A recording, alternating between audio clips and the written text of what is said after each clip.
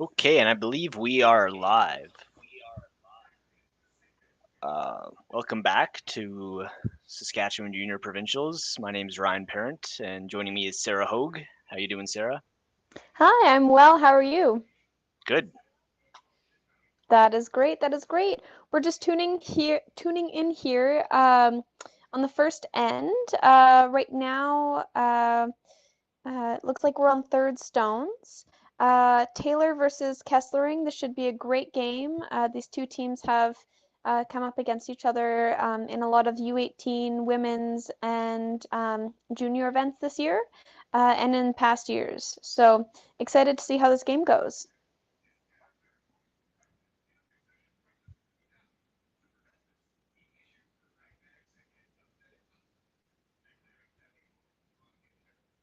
Taylor curled this morning against Kleider, and it was an extremely close game right up until the end. And we had some incredible shot making from both teams. So really excited to see what these two teams have to offer today.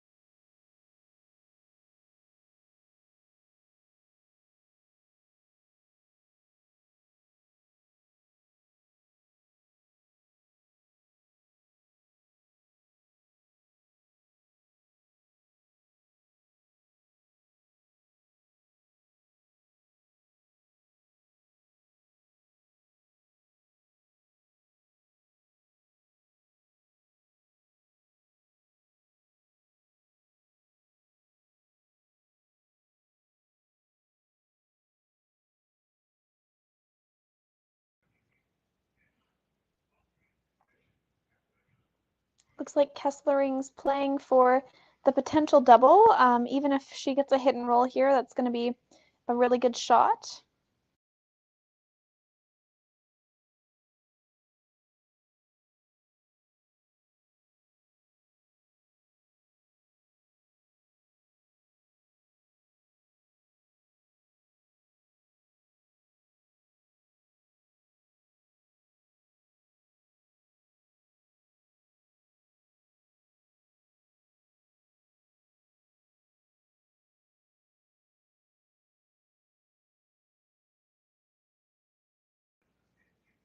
Calling for the sweep to hold the line there. Oh, now looking to make it curl. Great hit and roll.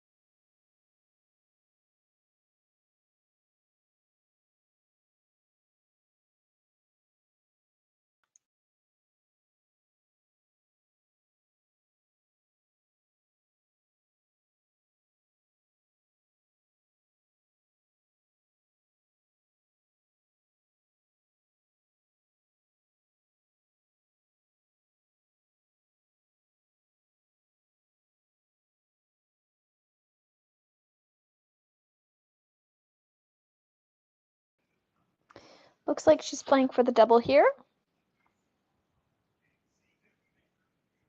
Even just the stick will do the trick. Did not mean to rhyme that.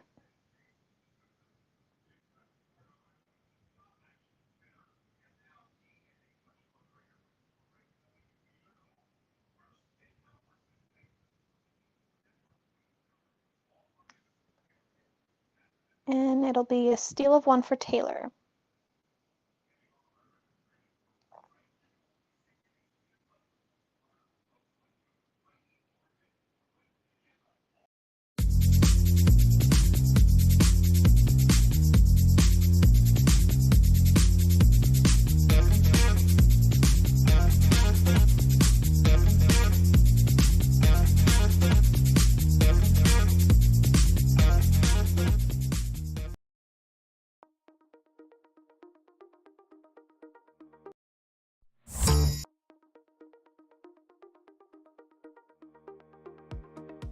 Curl Sask is proud to announce Friday, January 27th as the Affinity Credit Union Curling Day in Saskatchewan.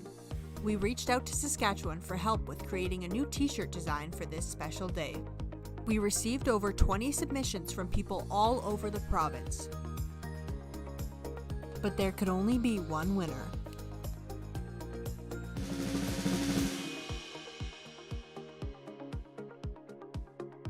Congratulations to Amy Fredette from the Estevan Curling Club. Curl Sask is so excited to use this design for our Provincial Day of Curling on January 27th.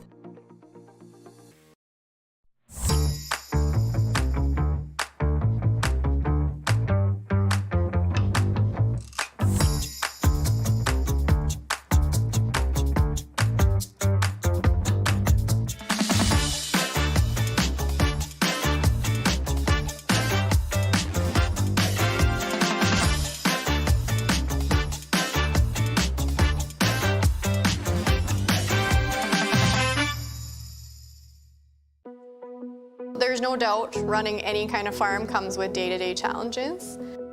We built a new facility 2 years ago. Technology has totally revolutionized dairy farming. Fast Milk gives us the tools to provide high quality standard of milk, making sure our equipment is all well taken care of, make sure that those animals are housed and cared for appropriately. They continue to push us with their standards to make sure that it just gets better and better. Today, online bullying is more common than ever, but there is help. Sasktel wants to solve this problem. It's why they created Be Kind Online. If you're a victim of online bullying or know someone who is, or even if you just want to stop it from happening to anyone, this is a place to learn what you can do. You can find lots of tools and tips to help you stand up to cyberbullying. Be Kind Online is a place to learn how to stay safe as well, to learn best practices and plans to stop cyberbullying before it even has a chance.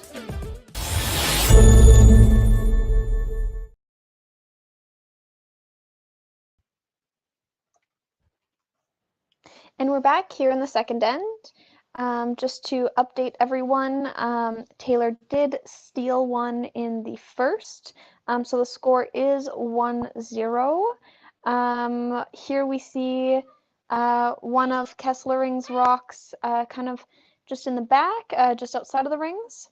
And we have Taylor with a rock in the forefoot and a guard touching center. It looks like Kesslering is coming in to bump that red Taylor stone out of the forefoot and through the rings. I'm sorry if you hear any meowing in the background. That's just my cat Cher. She loves watching curling too.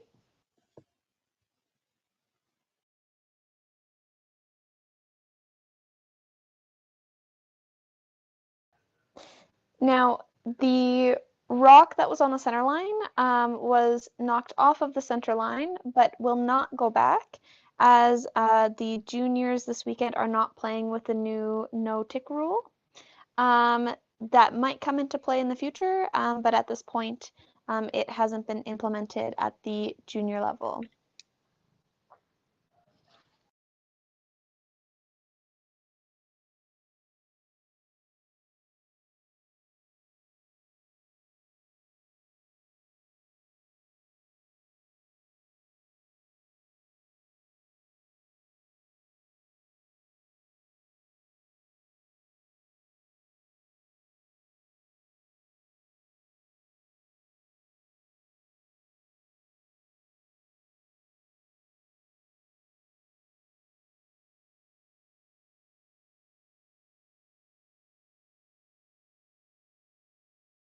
The stone looks a little heavy for the original intended purpose, but the sweepers are bringing it behind the one in the forefoot, and it was swept to the back 12.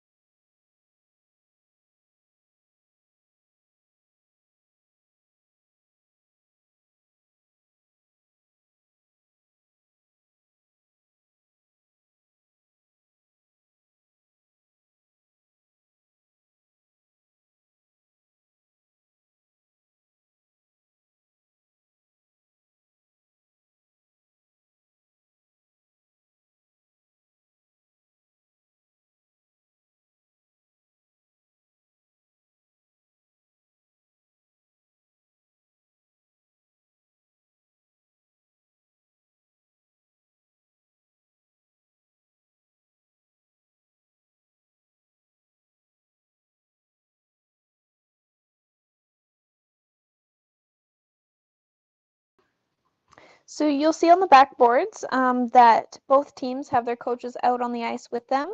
If this is the first game you are watching this weekend, we will just let you know that for junior curling, the coaches can be on the ice as part of a consultation slash timeout process instead of behind the glass.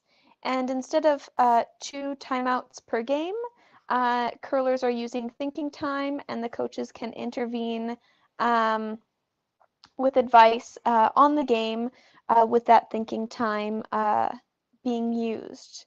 Now, many of the teams are using this as part of like a checking in or a strategy to keep everyone on track. And I think it's really helped improve the confidence level of a lot of junior curling teams. And I know for myself, I would absolutely love to have that in women's, because there's some times where you just want to look back and see a little thumbs up or something to know you're on the right track. So yeah, it's great to have the coaches out there. And if you ever see the coaches interacting with the players in that way, that's why.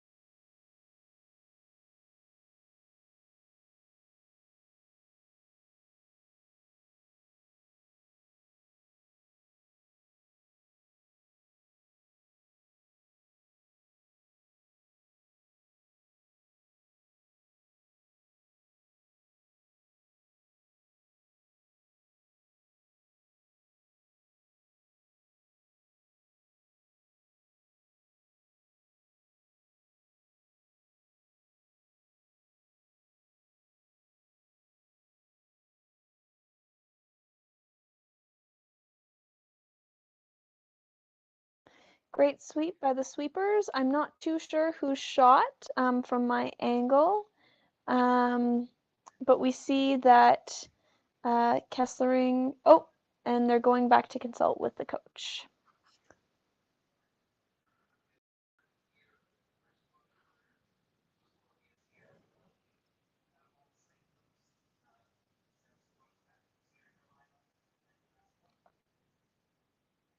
All right, so the call is to go after that red stone that was just thrown.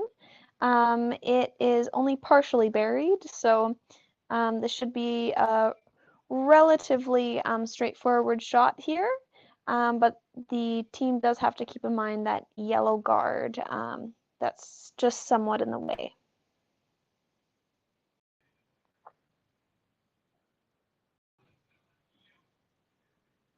A big sweep here.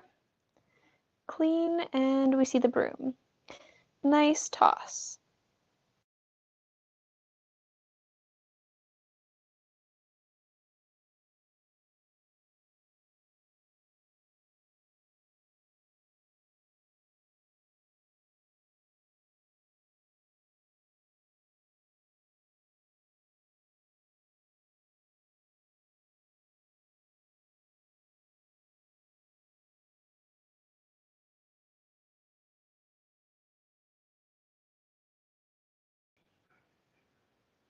Looks like Taylor is looking at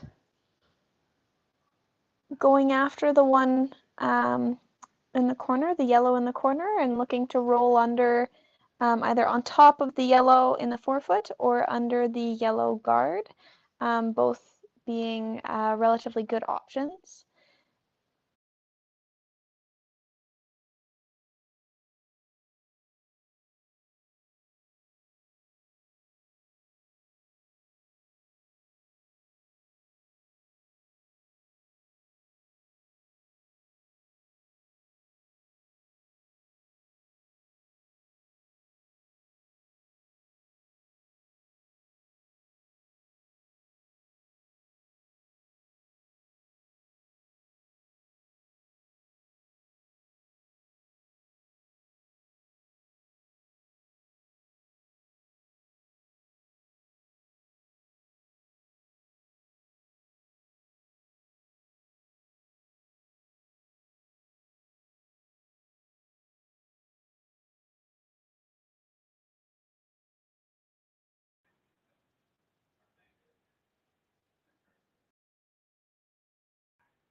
This looks a little bit warm for what the team is hoping to do.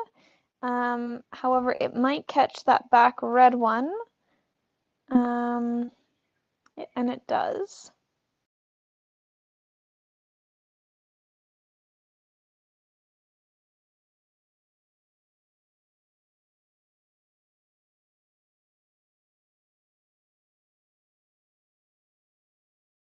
And we see some consultation with the coach there as well.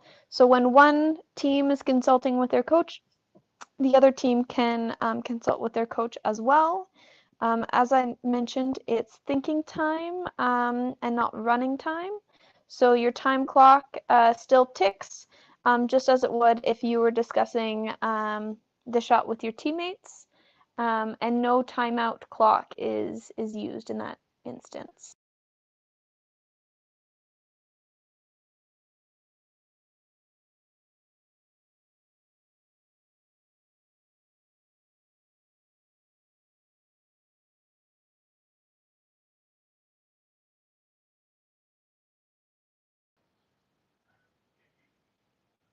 And a big sweep there to try to get that yellow one out as much as possible, but Taylor's team was able to hit and roll on top of the yellow, so they're all three of their stones right now are protected by yellow stones behind them. Kesslering is opting to draw to the pile of red stones there and take advantage of those behind T-line rocks.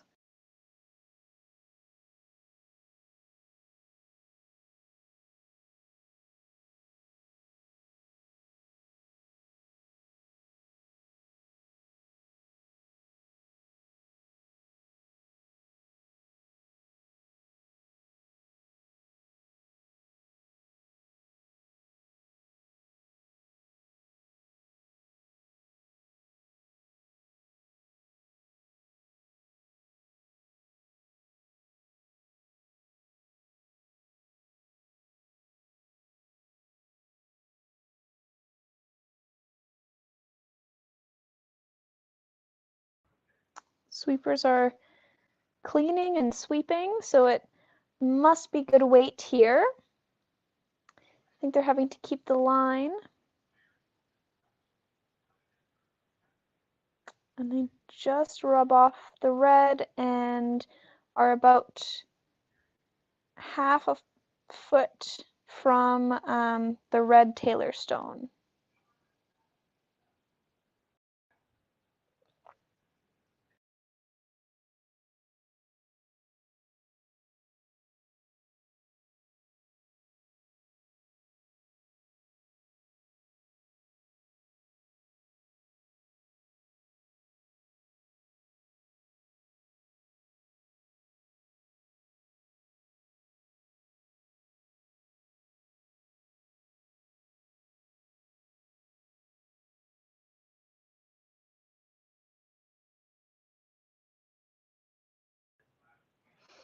So the Taylor team consults on what they were going to do, looking at what they were going to do. Here it looks like they're going to pick out that yellow stone that the Kesslering team just threw. Now, if it catches their back red one, it's not the end of the world. The back red one may also go on to the yellow that's just hanging around there in the back of the house. Stones coming down. We've got the call to hold the line. Some great sweeping. And they successfully pick it out. And yes, that red one does jam on the yellow, making Team Taylor first shot, second shot, and fourth shot, and Kesslering being third shot. Now I know they're looking here at what shot they might play to get 2 out of this. There is definitely a shot there. It'll just be based on how much weight you throw and if your rock does what you want it to.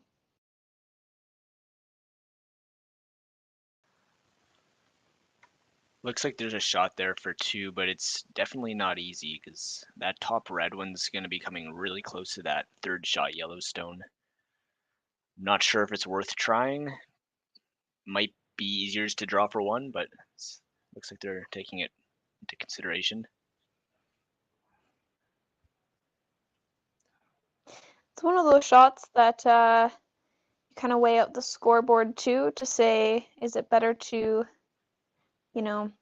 be tied right now going into the next end, or do we want to try for our 2 and risk giving up 1 or potentially 2? But if you come in contact with the top red, it should be okay. Because if you do over curl it and jam on your yellow, your shooter will most likely roll into the 8-foot. So you do have some options here.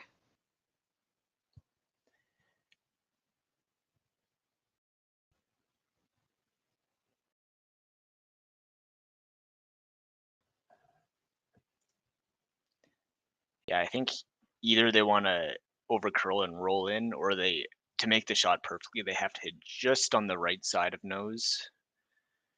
I think nose, that front red will catch the back yellow, and it might only be for 1, but that would still be okay. Absolutely. We see the call for the sweep here, so it must be close. And no, it jams, and it will be a steal of 1 red for Taylor.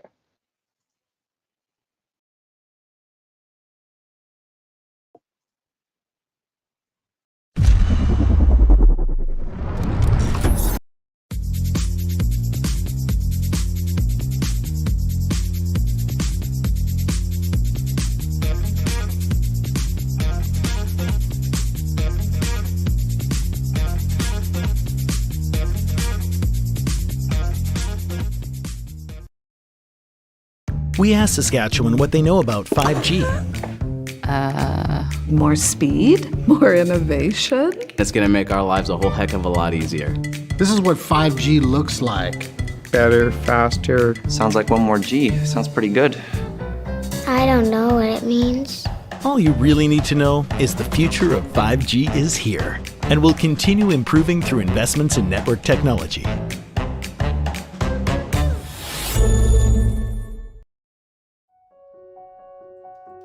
So the unique thing about Stringham is, although we've grown, we still maintain the small town law feel. And it's important to Stringham to go into those communities, to provide those high-level legal services to our community members, and to live in those communities, to support those communities, and to help those communities grow and thrive.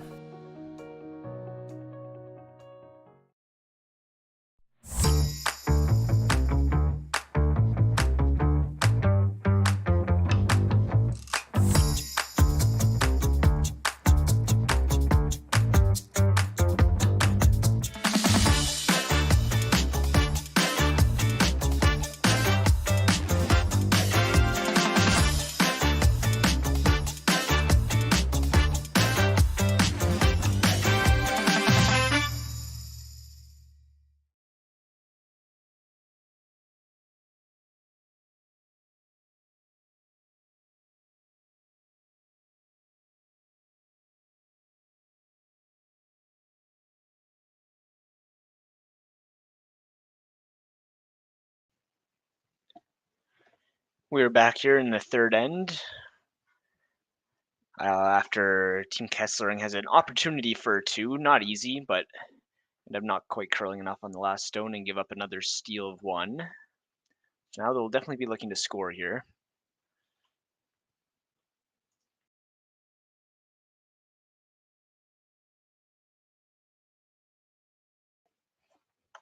That's right.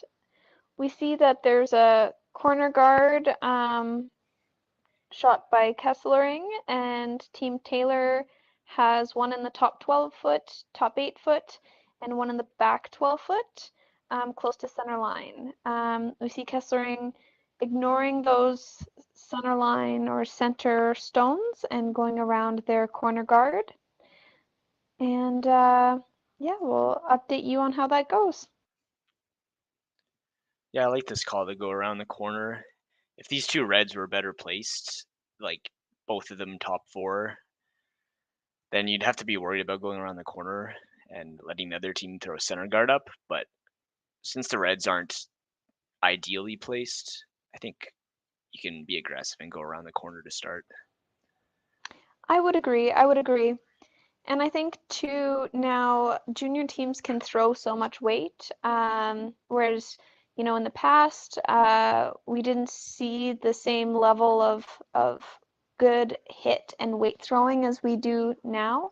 So Kesslering's probably thinking, hey, if Taylor does throw up that center or does put more on the center, we can deal with it later by throwing a big weight shot. Whereas in the past, I found, at least when I was going through juniors, that wasn't always the case for teams. So it's good to see. And the draw around is well played. It's almost fully buried. Looks like Team Taylor will try to get at it with a hack weight shot.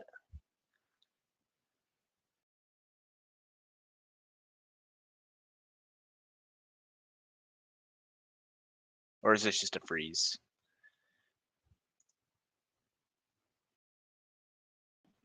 I think they're looking at freezing.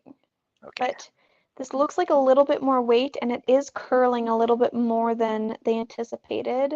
So they are going to bump that guard, and it will have to be put back because of the free guard zone. And their shooter will be removed from play as well.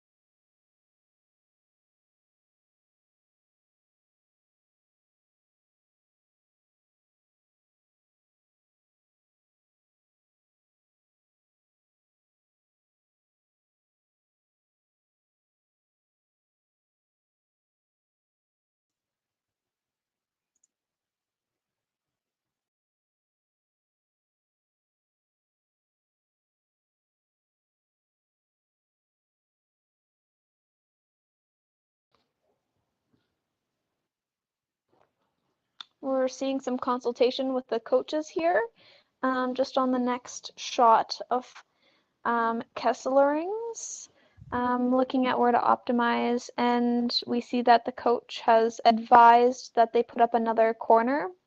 This is a pretty good call, just because you do want to generate those points, and Taylor does have 2 in the rings. Make them go for a peel, and that means that they're not guarding their own or putting another one in the 4-foot behind theirs in the top 12. So it's an interesting mechanic. So like you were explaining earlier, they're allowed to talk to their coaches at any point, but their time clock keeps running. Is that right? yeah, that's correct. So their time clock does keep running. Okay. It's just interesting. Playing out of Alberta, I've never had a Bonspiel formatted like this, but it's definitely interesting. Yeah, I know that they started it in, I believe, like 2019-ish here. And my last year of juniors, we did have access to our coach. However, there were a few more rules around it. I believe you could only access your coach like once per end. Oh, okay. Whereas now it's slightly different. And I've never really seen any team abuse the ability to talk to their coaches, or any coaches abuse the ability to talk to their teams. Like you're not seeing coaches make every call for a team, which is really good. I think that everyone's a pretty good sport and a pretty fair sport about it, in knowing that, you know, sometimes there are mistakes in strategy or in calling, and that's just part of the game and part of learning. Looks like the umpires called a technical timeout here. I'm not sure what's going on. A loose handle, possibly. Yeah. Looks like the handle is loose on that Yellowstone.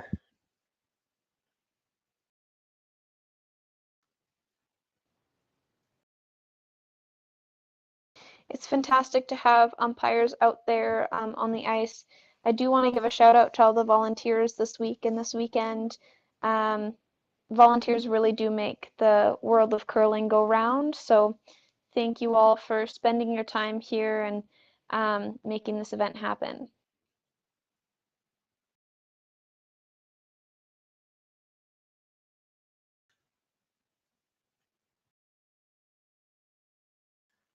So after a flash peel, Team Kessling's going to have another opportunity to draw around these corner guards. And then let's see how this is made. Looks like it might be a little bit heavy.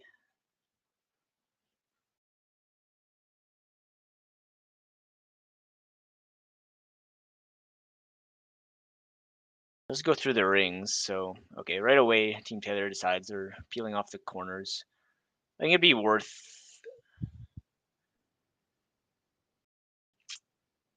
I don't know if they want to peel off this this corner guard that's closer to the center line, because it's not guarding the back rock too much. It's the corner guard on the right that's really guarding it. So maybe I would consider a run back on that guard. Because if you only pick this top one off, then that yellow is still going to be buried. What do you think, Sarah? Yeah, I think it's one of those things where if you can get the double peel, that's great. But if you can't, you're kind of in the same situation as you were before. That's exactly what happens. Yeah, yeah. And Kesslering's opting to put it back. So, I guess good call from the Kesslering team when they discussed with their coach as to what to do, and it was advised that they put up a guard. It's definitely worked out the way they thought, with the Taylor team needing to peel it. You see a signal that it's a little bit hot here, so this stone might be going into the house. It could be okay if it gets buried. Yeah, I would agree. And it looks like it's trying.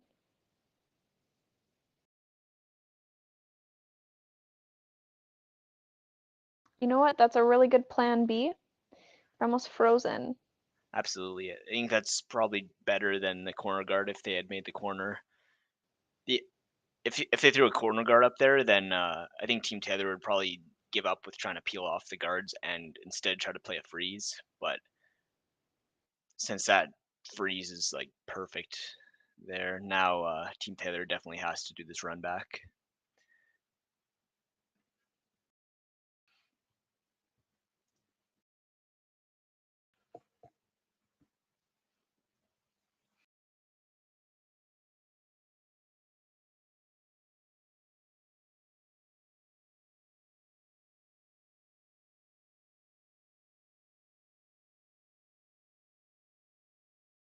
A little bit of a discussion on which turn to play. Opting to go with the same turn they played on their last shot. Yeah, I think that this is probably a pretty good turn, because if it doesn't curl up enough and you just get the peel, you might roll as a guard on your own stones. And note they over curl, so it's still kind of guarding the Kesslering stones. Yeah, it's a little bit unfortunate where they hit that rock. Like you said, if they hit it a bit thinner, they might have rolled closer to a center guard. But as it happened, they missed the run back and are still covering some of the yellow stones. So a bit unlucky there.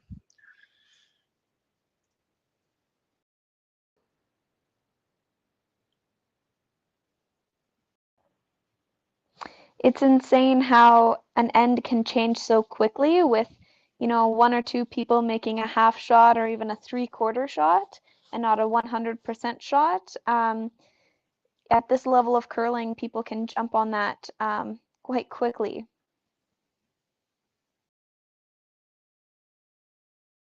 Nice hit and little roll here.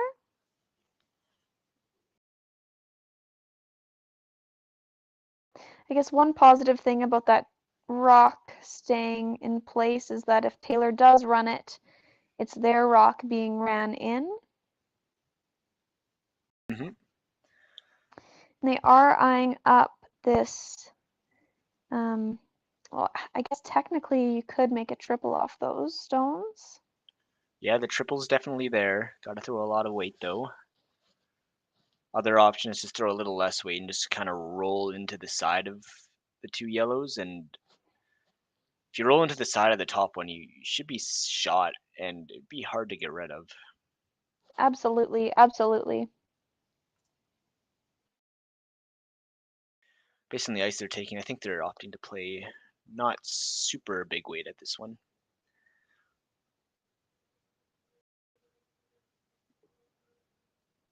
And call for the sweep right off the bat. It's close. Oh, off the sweep and nope, just goes underneath.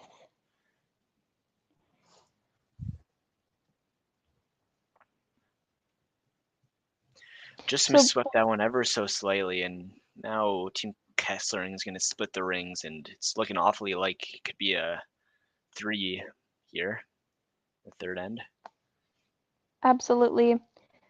So quickly how a game can swing back and forth in the first couple ends.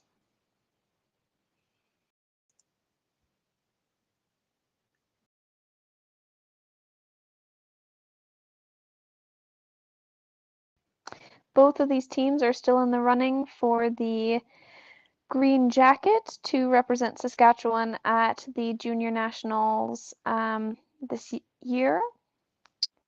I know that both of these teams have had some extreme success in juniors, but also in U18s. So it'll be interesting to see what happens after this game and for the rest of the weekend.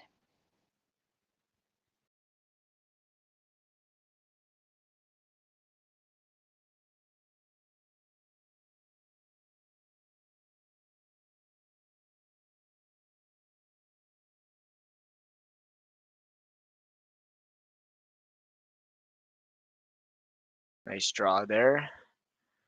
Sits top 4 right on the edge of the 8-foot.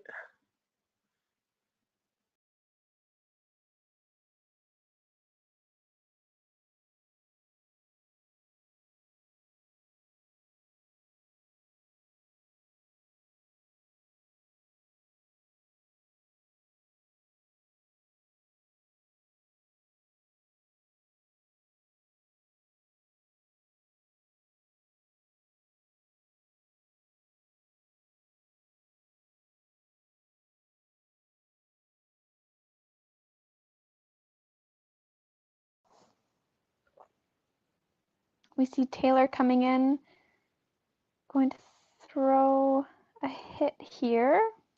Just needs to come up a little bit. We do see the directional sweep and a roll a little bit too far and out of the rings.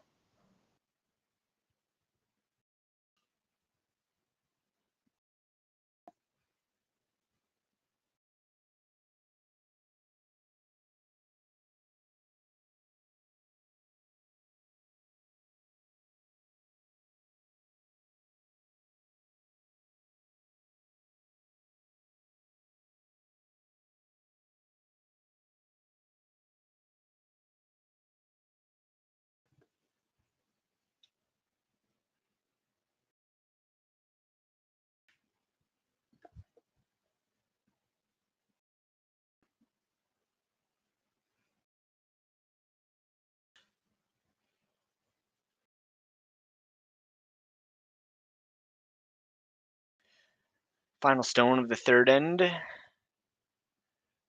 Playing the same draw path, so they know it well. Just got to touch 8-foot here to get 3.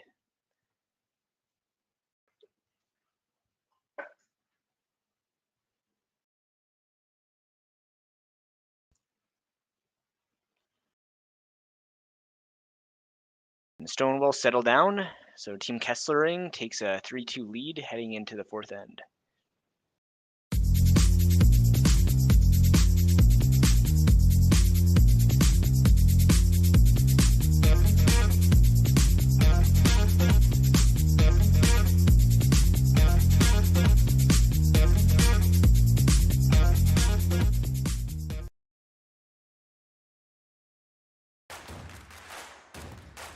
Imagine being able to stream every curling game from every sheet from any event, be it your Wednesday league game, bonspiel, or corporate event. Curling Stadium offers an all-inclusive streaming solution featuring high-quality cameras, ease of use, great reliability, and minimal installation. Offering your sponsors customizable ad space on your streamed curling games and being able to sell video packages to your corporate events for increased revenue. With Curling Stadium, you can stream to any device, be it your mobile phone, tablet, or computer. Push the feed to your desired platform, be it Facebook, YouTube, or any other social media. Curling Stadium is simply the way forward. Where it's commonplace in other sports to televise every game, we want to do the same. Curling is a global sport, and it's time it gets the coverage it needs. Make your curling club the next Curling Stadium. We asked Saskatchewan what they know about 5G. More speed? More innovation? It's gonna make our lives a whole heck of a lot easier. This is what 5G looks like. Better, faster. Sounds like one more G. Sounds pretty good. I don't know what it means. All you really need to know is the future of 5G is here and will continue improving through investments in network technology.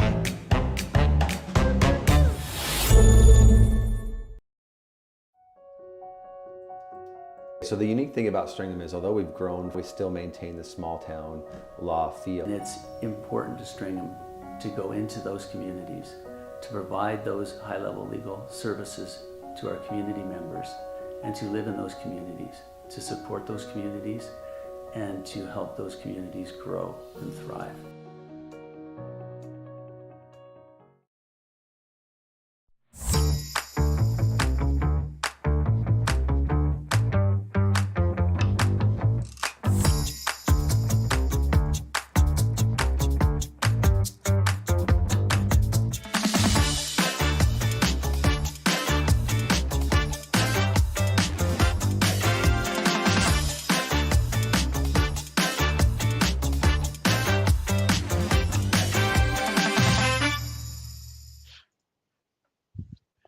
And we are back in the third end.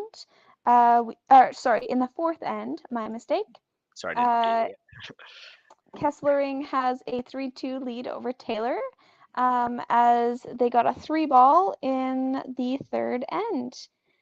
We see Taylor has a stone kind of in the edge of the 12 area, just outside of the rings. Kesslering has one stone out of the house and one stone in the 4-foot.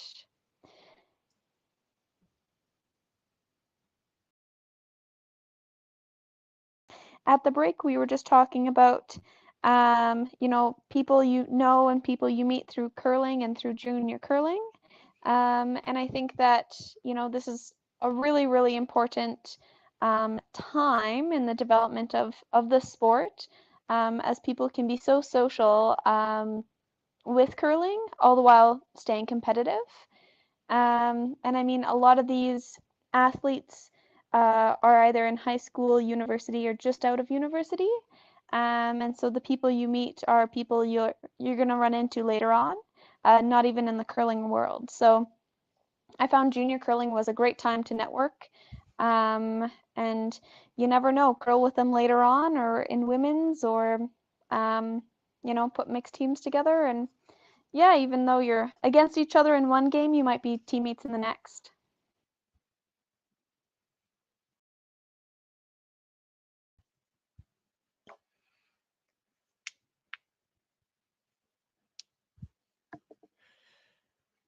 Yeah, teammate I have currently, Zachary Polyak. I must have been playing against him for 8 years straight or so in juniors and juvenile before we ended up playing together in men's. So you never know when you're gonna connect again.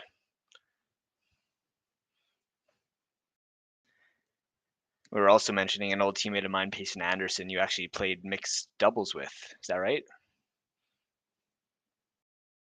I did. At a national event, when you lose out, you play mixed doubles. And so Payson and I We're paired up and we were given a coach from PEI. So our team name was Sasktel Island. And, you know, even though we didn't win that year for the national event in four-person, we still got to meet other people from across the province and play some mixed doubles afterwards. And I know a lot of these curlers on the ice have been playing competitive U21 mixed doubles and also adult mixed doubles. So there's a lot of opportunity for curling right now. And I think that these curlers, it shows with the incredible shot making that they are getting out there and curling a lot, whether it be in fours or in mixed doubles. And I guess that there's a new triples being introduced at the younger levels. I haven't played that yet, but definitely for the spectators, keep your eyes open for that. If you have, you know, youth in your life who might want to start curling and have two friends that want to play, triples is the new thing. Yeah, I'm actually really excited for triples. I've only read about it, but correct me if I'm wrong, but I think how it works is 3 players obviously, and each player throws 2 rocks, and it's a 6-end game, but you have to rotate positions so that everyone plays each position for at least 2 ends. I think that's how it works, if I'm not mistaken. Yeah, I think I read that too, that everyone plays each of the positions. I think it's great. It's a great way to introduce people to the possibilities in curling.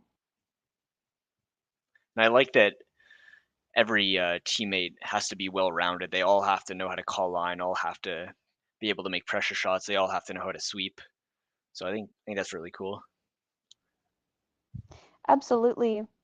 I mean, we look at teams that are playing today, like Taylor's team, and all of the players have played almost every position. They all are engaged with line calling, sweeping, and throwing, as well as decision making.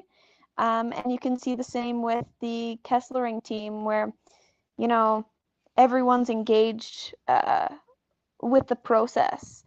And I think that's really building some really strong teams instead of back in the day when you had, you know, the skip made the calls, the third just, you know, held the broom, the front end was there to sweep, and that's it. Uh, the teamwork skills and dynamics is really evolving, which is awesome to see.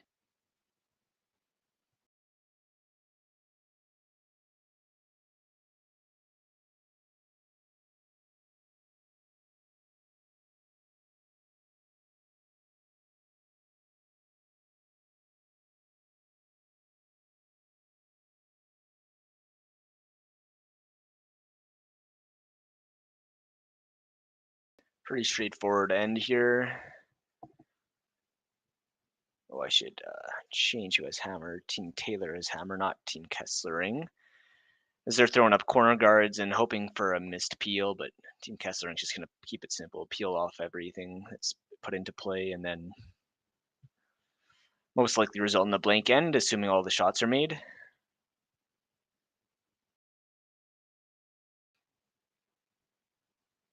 Ooh, that's really unlucky. They just nudged the red one and pushed it into the house on that peel.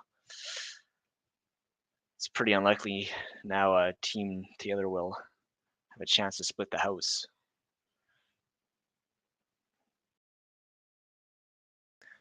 You always got to be careful when you're playing those types of peels. You never know what kind of jam possibilities there are.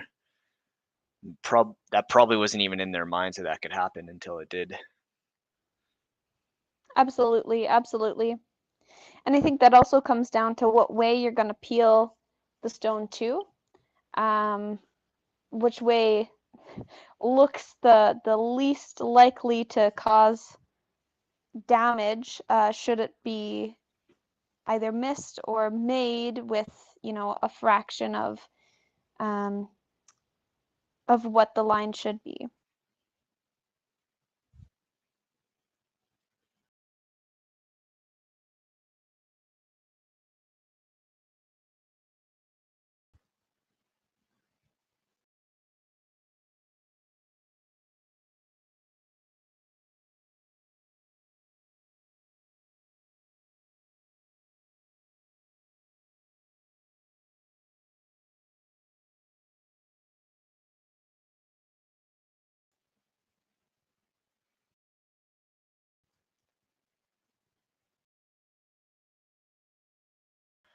Sand seems like it's just flying by, so we're already in skip stones.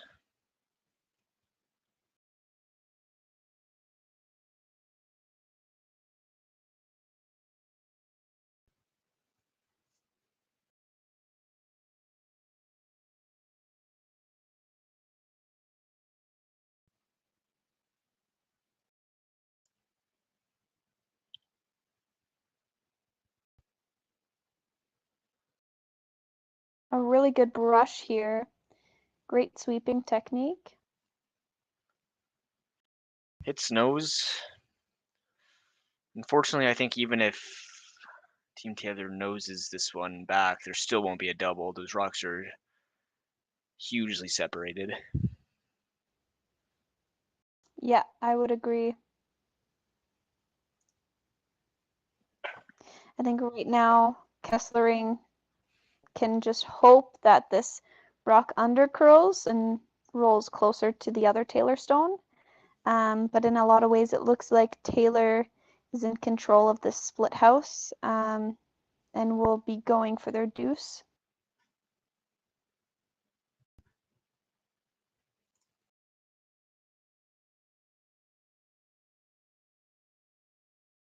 Does have to curl. Might be rolling out here.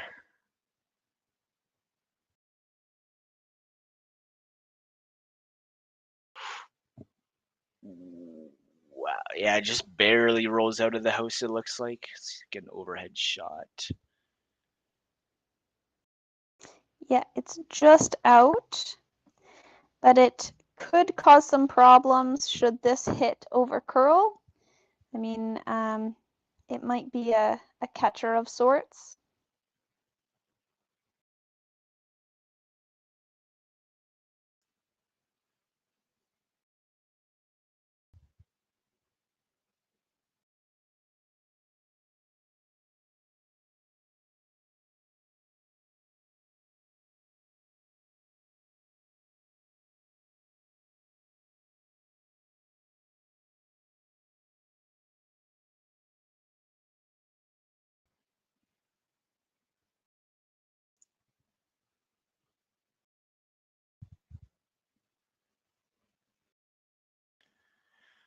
Well played, hit and roll. And now blank attempt will be coming for Savannah Taylor.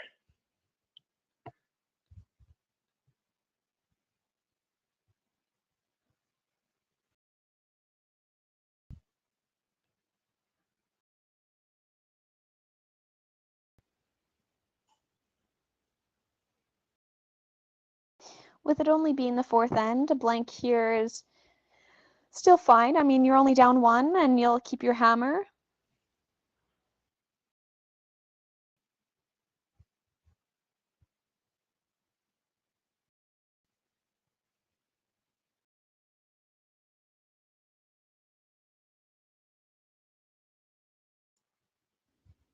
Some great brushing from the sweepers.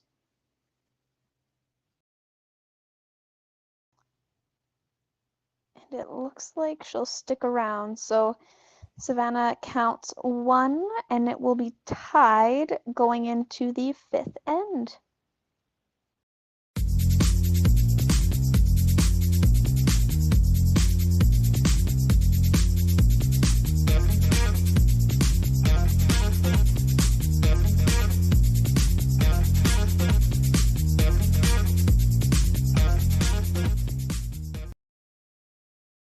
At Viterra, we believe in the power of connection. Our world-leading agriculture network connects producers and consumers to supply top-quality food ingredients each and every day. Our team takes great pride in working closely with farmers to help feed the world.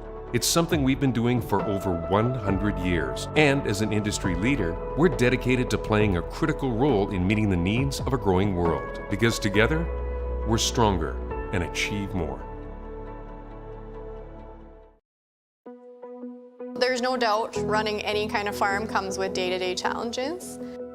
We built a new facility 2 years ago. Technology has totally revolutionized dairy farming. Sask Milk gives us the tools to provide high quality standard of milk, making sure our equipment is all well taken care of, make sure that those animals are housed and cared for appropriately. They continue to push us with their standards to make sure that it just gets better and better. Saskatchewan, you know Sasktel because we're everywhere. Because being everywhere keeps us connected to you. With Sasktel sponsorships, we get to be part of your community. We're here with you, and we're here for you. It's easy to get started. All you need to do is apply. Sasktel cares. Always has, always will. To apply for sponsorship, visit sasktel.com/sponsorships.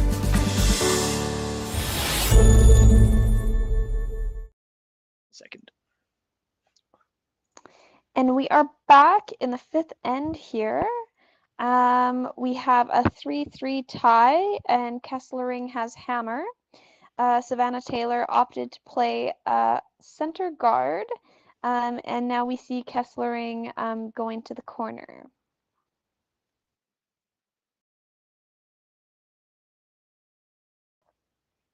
This looks a little bit heavy. The sweepers aren't touching it, but it might stick around in the back of the rings.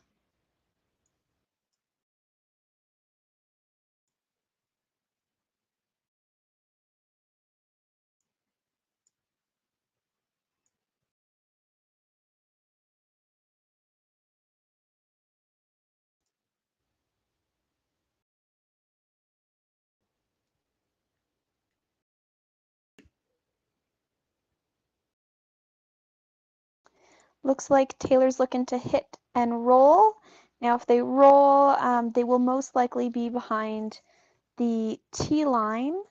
And yeah, they are going to roll to just outside of the rings and through.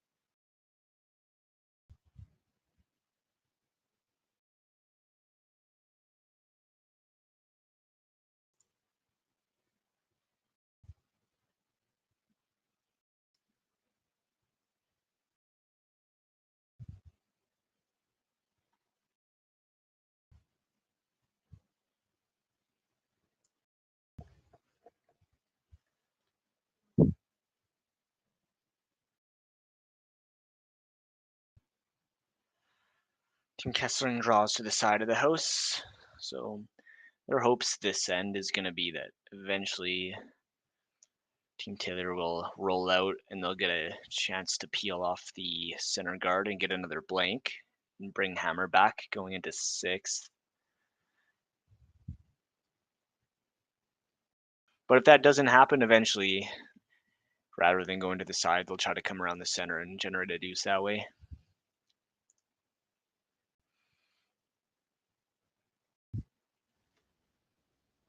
Exactly.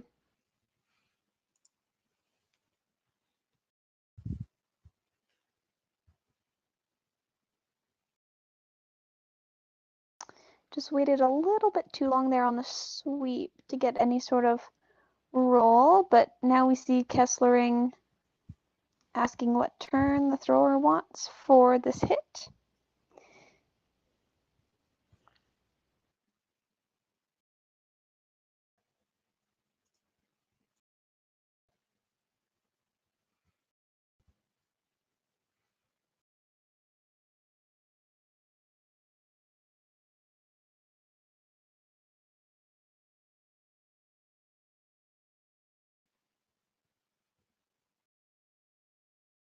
Looking to directionally sweep this stone to make it curl a little bit more. Now, one thing we were discussing last night in last night's game of Pomedley versus Collider is that directional sweeping right now, although it's definitely useful, isn't what it was before the broom heads were all made the same. So no longer can curlers at this level or any competitive level use, hog hair or horsehair brooms. They can't use, the heads with the ridges or anything like that to affect the ice in the rock. So the directional sweeping, although it helps, isn't what it was, 5, 6, 7 years ago, where you could really make the rock move in whatever direction you wanted. Here we see Kesslering wondering if they should go under that Taylor guard or if they should split the rings. And they'll consult with their coach to see what the best option there is. I think I like splitting the rings here, and that's what they decide on. Keep your rocks separated, and any hit and roll that Team Tether makes under that center guard, it's so high that they'll be able to get at it. So I like this call. Absolutely.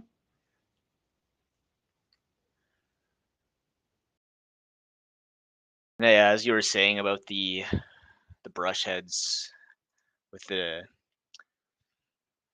WCF approved fabric that we've all been using for must be like about 4 or 5 years now, maybe even longer. Anytime I go back and use like a horsehair just for fun, or like an old ice pad with the plastic inserts, it's just incredible how big of a difference it is. You can just steer a rock down the ice when you're sweeping it, and yeah. I don't know how teams didn't pick up on directional sweeping faster, but looking back now, it makes a huge difference. Those broom heads that were available before. Oh, absolutely. However, I do think the ice is a little bit cleaner without some of the hair brooms out there.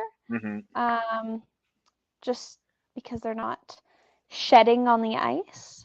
But I totally agree with you that, man, people can make the rocks curl, especially when you have, good sweeping technique, and both of these teams do.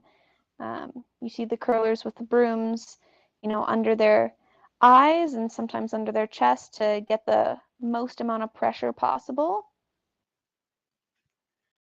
The other thing mentioned, like ice conditions with the old heads, those ice pads, they were like sandpaper. If big two big men's teams that with really strong sweepers playing a 10-end game, by the end of the game, there's just no pebble left. The ice just can't keep up with it. So I really do like looking back now. I think the sweeping moratorium that happened 5 or so years ago, coming out with these regulated fabrics, it's made a huge improvement to the game, and I really like where we're at right now.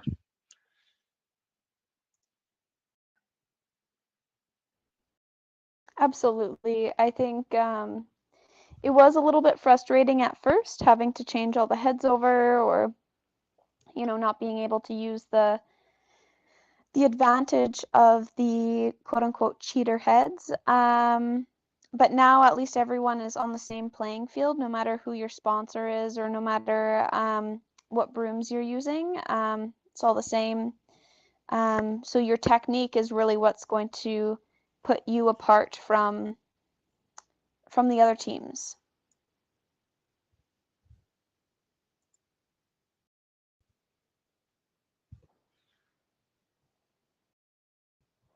So this is Kesslering's third's last stone. Yeah, roll out on her first shot left Team Taylor with a draw. It is partly open though, so it'll be a hack weight shot to get at it. Might even be able to roll under even more buried. It's close. And it looks like they've over curled here.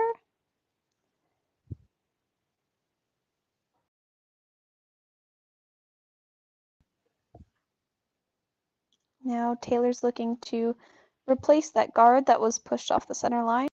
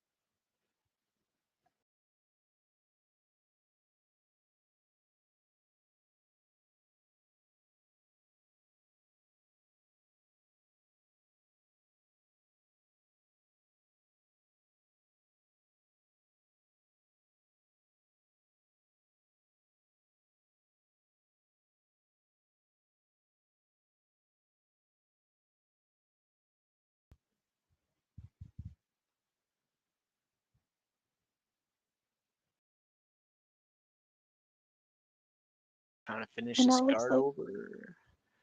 And pretty nice shot. Covers probably a little bit more than 3/4 of the stone. absolutely. They did There cover is a the little wrong hole side there. though. Yeah, there is a roll to get under the corner guard. So they wanted to make sure, ideally, if anything, they were leaving the other side open.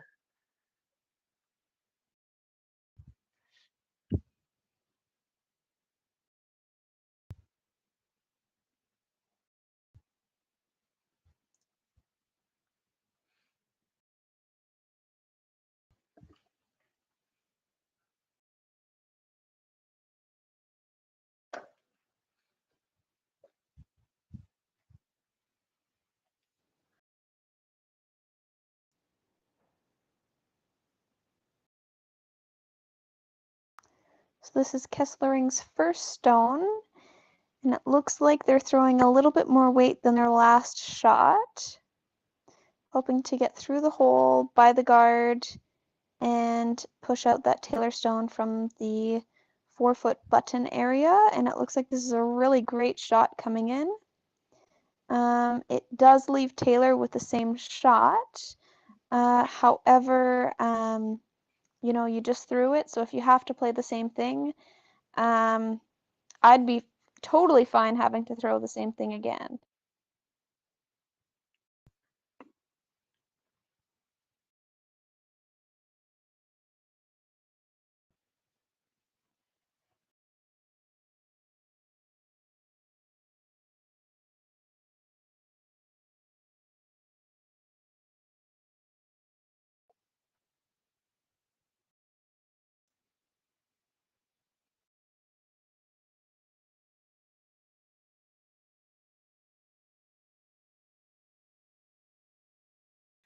Does wreck on the guard. Should leave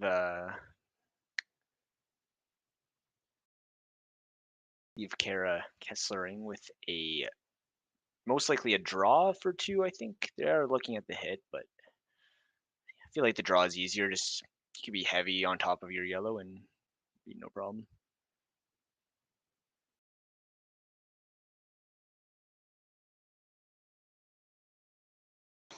Yeah, I would agree. I think at this point it's whatever you're most comfortable with. Maybe she is more comfortable with the hit, which is fine. Yeah.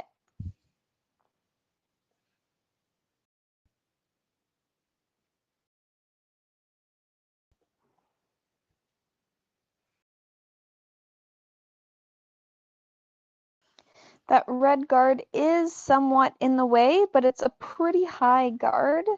So you don't really have to worry about it too much. When guards are, you know, above that zone 2, you can kind of pretend like they aren't there on ice that swings later on. But they are really in the way on ice that is a little bit straighter.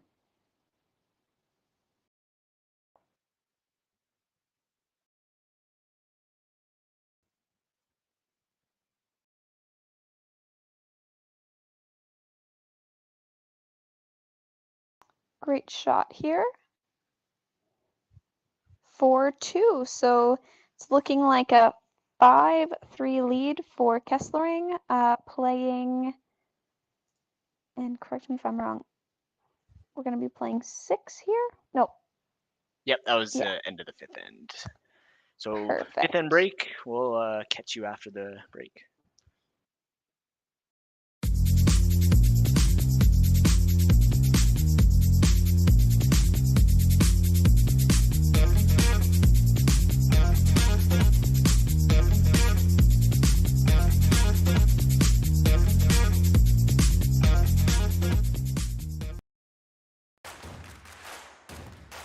Imagine being able to stream every curling game from every sheet from any event, be it your Wednesday league game, bonspiel, or corporate event. Curling Stadium offers an all-inclusive streaming solution featuring high-quality cameras, ease of use, great reliability, and minimal installation. Offering your sponsors customizable ad space on your streamed curling games and being able to sell video packages to your corporate events for increased revenue. With Curling Stadium, you can stream to any device, be it your mobile phone, tablet, or computer. Push the feed to your desired platform, be it Facebook, YouTube, or any other social media. Curling Stadium is simply the way forward. Where it's commonplace in other sports to televise every game, we want to do the same. Curling is a global sport, and it's time it gets the coverage it needs.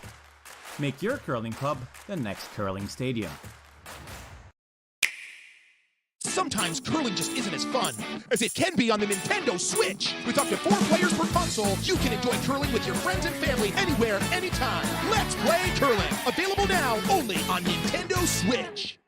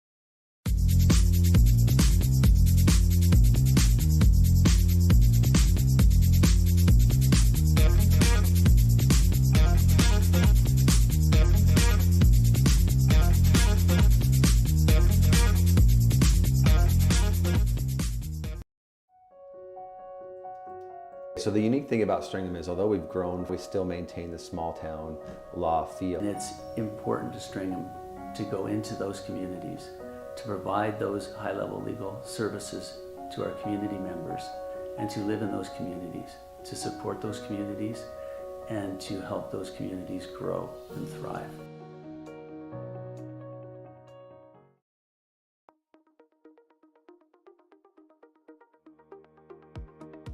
Curl Sask is proud to announce Friday, January 27th as the Affinity Credit Union Curling Day in Saskatchewan. We reached out to Saskatchewan for help with creating a new t-shirt design for this special day. We received over 20 submissions from people all over the province. But there could only be one winner.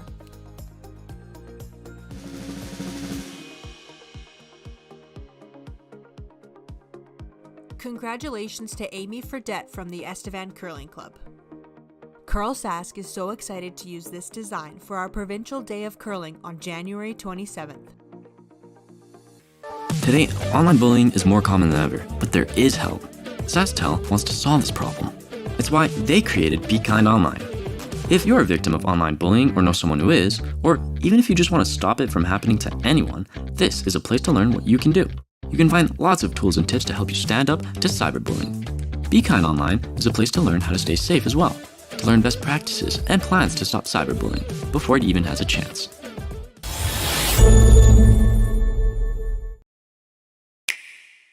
Sometimes curling just isn't as fun as it can be on the Nintendo Switch. With up to 4 players per console, you can enjoy curling with your friends and family anywhere, anytime. Let's play curling. Available now only on Nintendo Switch.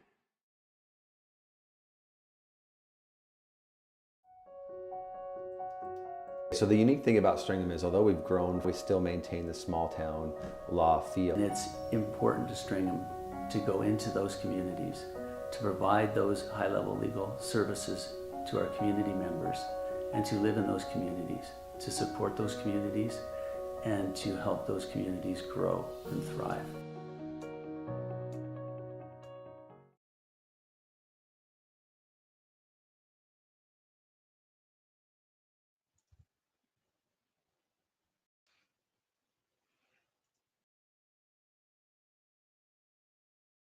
All right, and we're back in the sixth end.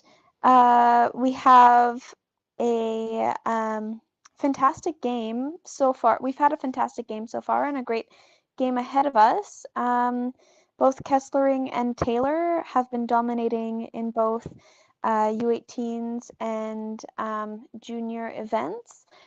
So this is a really exciting pairing. The score right now is 5-3 for Kesslering. Taylor with hammer in the sixth.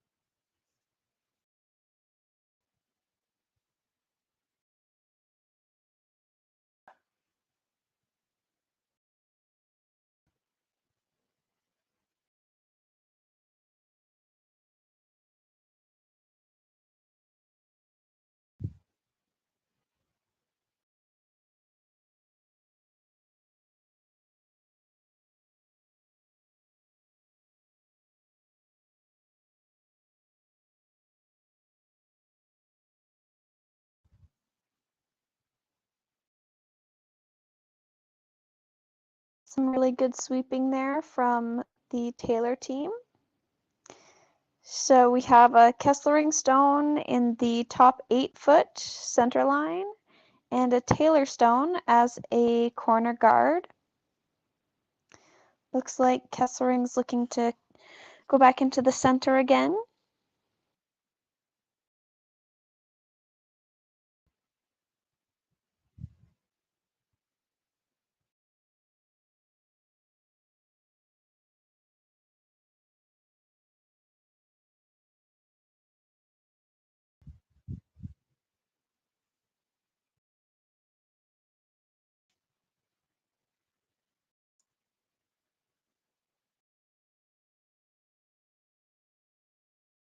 Coming into the house, trying to wrap it around their top 8 stone just a bit.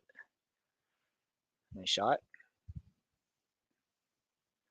So this is what I was talking about earlier in the game. I think in the third end it might have been when I forget who. I think it was Team Kesslering drew around the corner guard in this situation, but Team Taylor stones were top 12 and back 12. Now we're also seeing a draw around the corners, but if this is made, I expect Team Kesslering will throw up a guard, and then it's like you were saying, they're gonna have to be making some. Team Taylor's gonna have to be making some runbacks to get them back into it. But a good way to play. You just gotta be able to make a nice run back at some point. Stone is left, probably 2/3 open, so being up 2, Team Kessler might just decide to hit it out rather than throwing a guard, and that is what they're doing. And with this one, I don't think Team Kesslering is too concerned about sticking in the rings. I don't think they want to stick behind that corner guard and leave Taylor with something to freeze to. And I don't think they want to, roll under theirs in the back 4-foot either. So, Yeah. And it's an over curl. You know what? That's not bad. It's not bad at all. Good Now plan B. those yellows are occupying all of the 4-foot. And it opens up the red stone.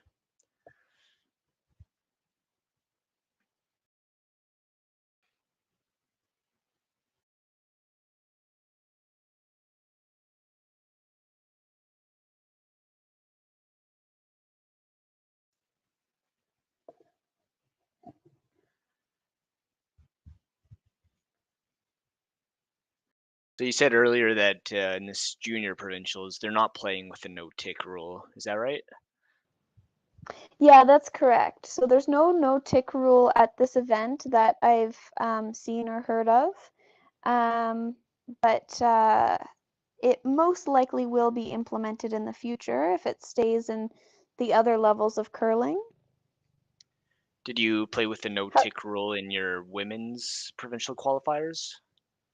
We did. Did you in Alberta? We did, yeah. Also a couple And of how did you events find that? had it too. How did you find that as a skip? I didn't mind it too much. I don't think it made a difference most of the time. It was just when you're down, you have to be absolutely sure that your guards are on the center line is the main thing. Versus before, it's kind of like it's nice to have them, but if they're like an inch off the center line, it's not a huge deal. Personally, I don't know if I'm the biggest fan of it, just because I feel like it takes some shot making skill away from the lead. Because if you're tied in like an extra end or last end of the game, probably the most important shots are going to be the lead shots, and there's not often in curling is that the case when leads have the most important shots. So I really liked that with ticks, it brings a lot of element of skill into the lead shots and puts more focus on them making their shots. With the no tick rule, it kind of takes that away. So I kind of wishy-washy on how much I like it so far. Yeah, I totally get what you're saying. I think it's probably the same sentiments that people had when the free guard zone rule came in, saying, well, our front end is great at hitting.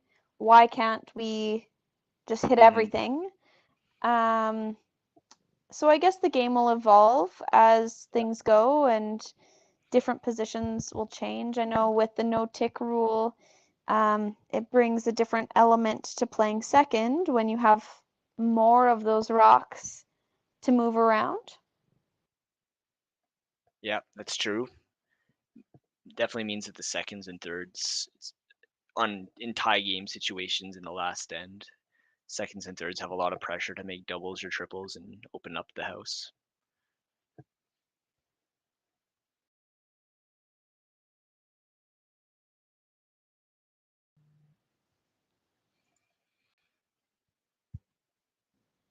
A really good sweep here, and now a clean. Looks like the team has made the shot the way they wanted to. It did roll a little bit too far. It would have been nice to stick behind that Taylor stone, kind of staggered, but there's a little bit of room for Taylor now to come in and hit and roll corner frozen to the one on the button, which would be fantastic as they're looking to count their 2, maybe 3 this end.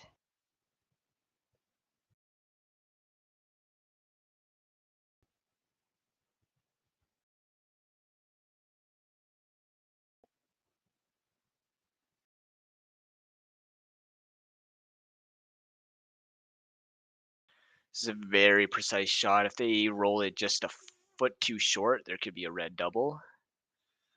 If they make it absolutely perfect, then they're in a really good situation. But it looks like the silver curling and might actually take their own shot out. Nice easy weight choice though, means both of their rocks stay in the house, so that's good. Exactly. I think that's a big thing when choosing, what weight to play at something. You want to look at all scenarios, and that over curl and tap R's, that's okay too, as long as they both stay in the rings. Yeah, definitely a good weight choice.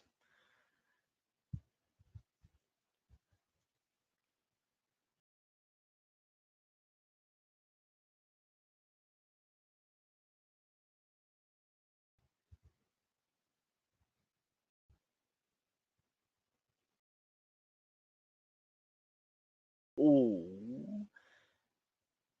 Wow, they just about made that double. That didn't look like it would be possible because that yellow on the pin would get in the way.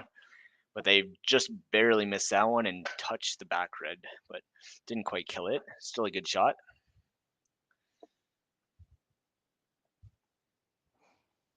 Now we have Taylor looking to play the same shot, but just without that guard in place, and just kidding, they're changing it up a little bit here based on the turn.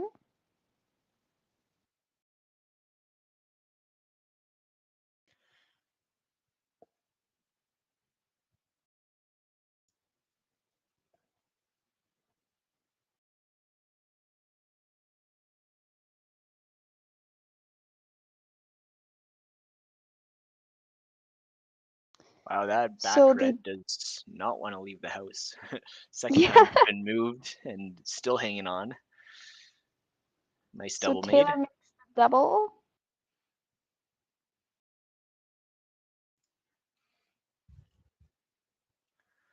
I think we'll probably see a double attempt back. But if it hits it thick and rolls, it could be good too.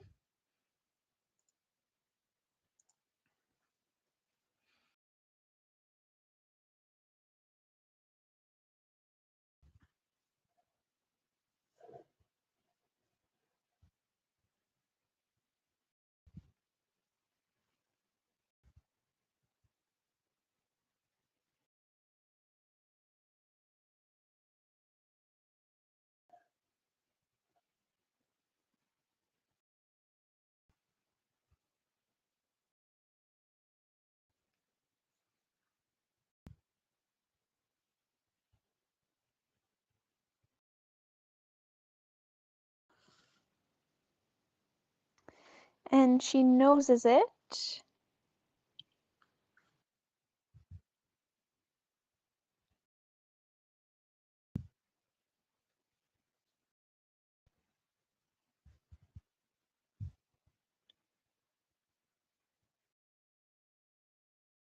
So for this shot, I didn't see what they called, but they could try to roll it to the side of the house and make the double as hard as possible. But right on the nose, it'd also leave a pretty hard double. It'd be very thin. I think they probably just want to try to hit it on the nose because you try to roll to the side of the house and you never know when you hit it just a little bit thinner than you like and you end up rolling out of the house and just killing your whole end. Nose shot makes the Absolutely. other team it's tough to make the double and it won't be easy. Good shot.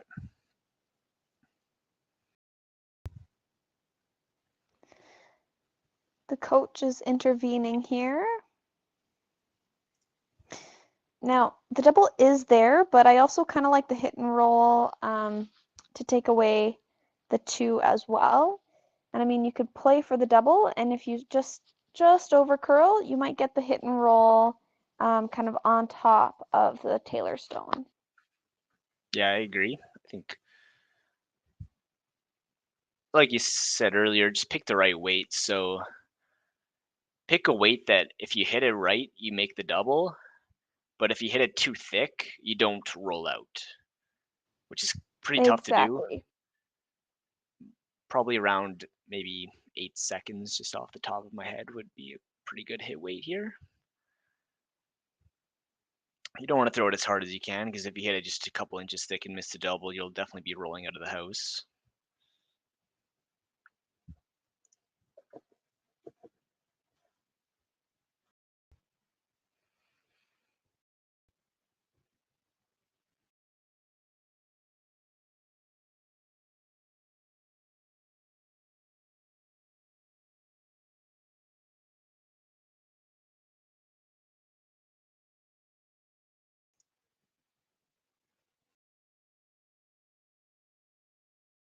It's close for the one of the 2 shots. And the double is made. Finally, that red rock leaves the house, and now Team Taylor will probably take on the blank attempt.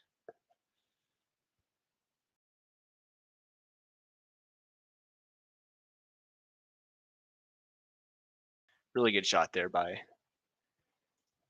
Kara Kessling on her last.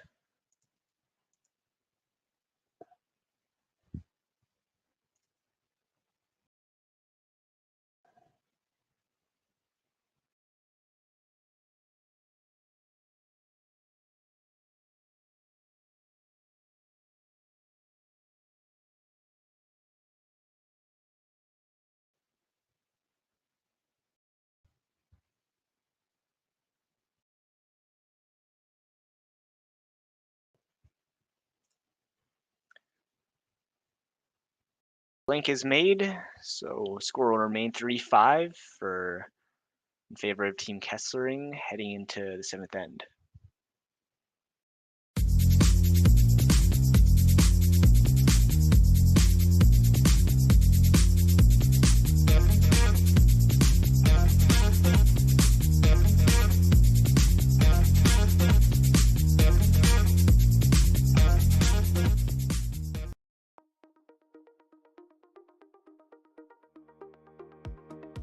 Curl Sask is proud to announce Friday, January 27th as the Affinity Credit Union Curling Day in Saskatchewan. We reached out to Saskatchewan for help with creating a new t-shirt design for this special day.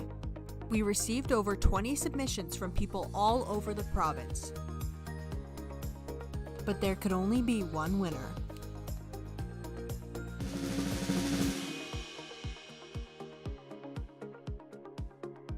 Congratulations to Amy Fredette from the Estevan Curling Club. Curl Sask is so excited to use this design for our Provincial Day of Curling on January 27th.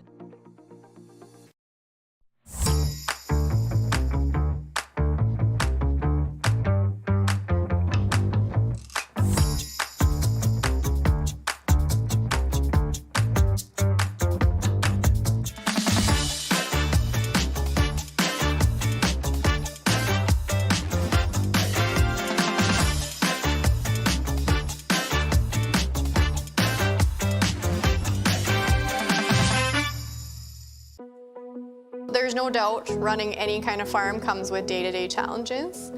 We built a new facility 2 years ago. Technology has totally revolutionized dairy farming. Sask Milk gives us the tools to provide high quality standard of milk, making sure our equipment is all well taken care of, make sure that those animals are housed and cared for appropriately. They continue to push us with their standards to make sure that it just gets better and better.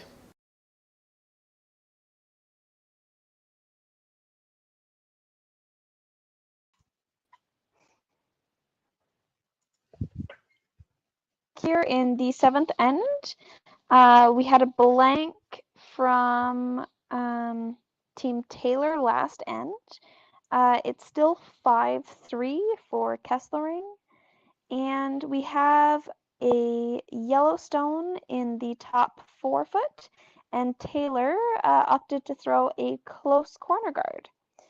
Kesslering going to cap off their rock in the 4 foot and try to bring the play to the center.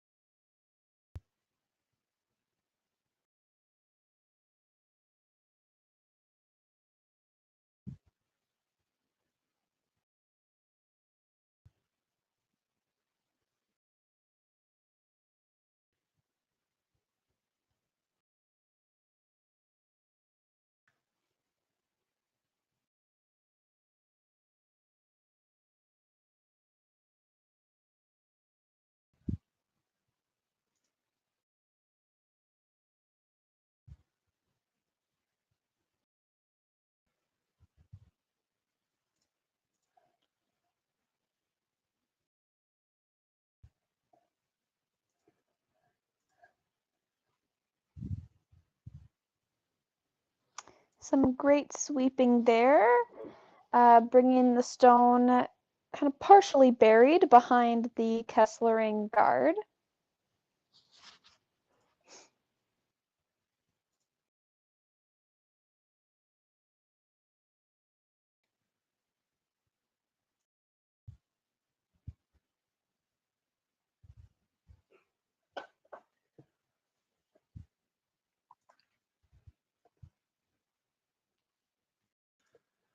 I just give a quick update for how our other C qualifier game is going. Team Pomidley versus Team Todd. Pomidley is up 8-3.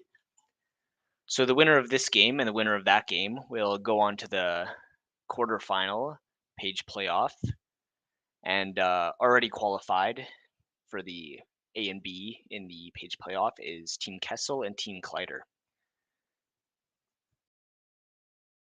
We also have a on the junior men's side, for anybody interested in that, there's a game going on. I believe it's a tiebreaker game, and it looks like Team Bernath beat Team Ede after 9-4 after 8 ends.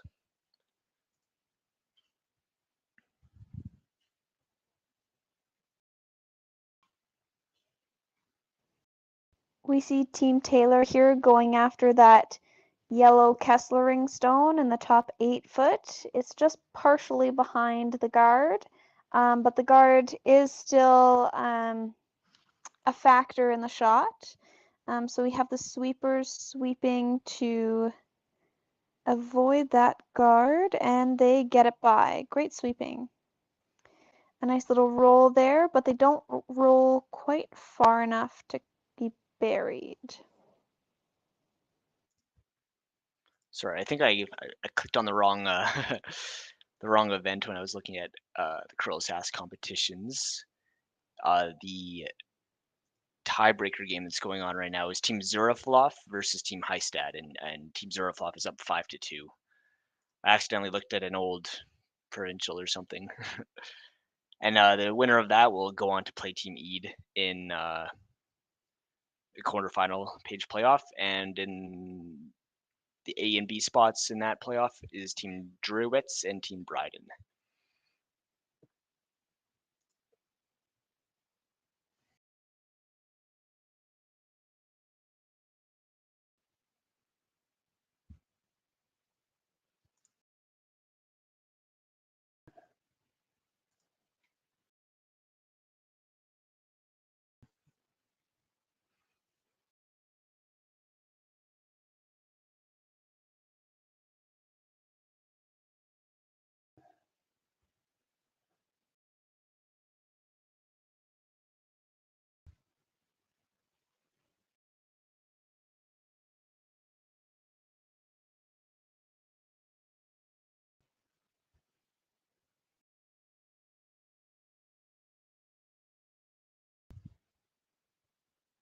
Draw around the corner guard, stays just about fully buried. Back 8 foot.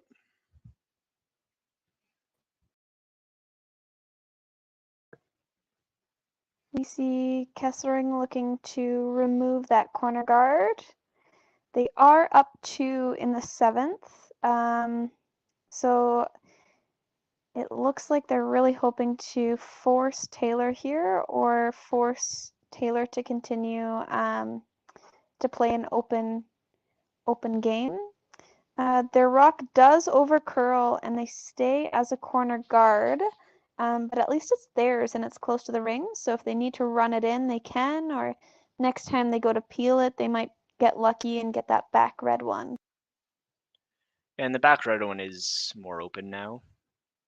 It looks like a timeout call by the coach.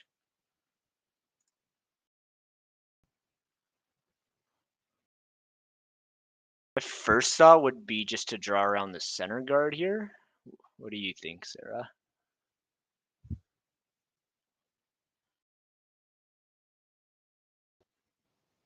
I'm really sorry, my mic wouldn't unmute myself.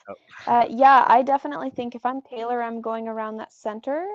But I'm looking at just being in the top 4 foot. I don't want to be T-line, that's too deep, and I don't want to be in the top 8 foot, that's too high. So like half in the 4 foot, I think is pretty good.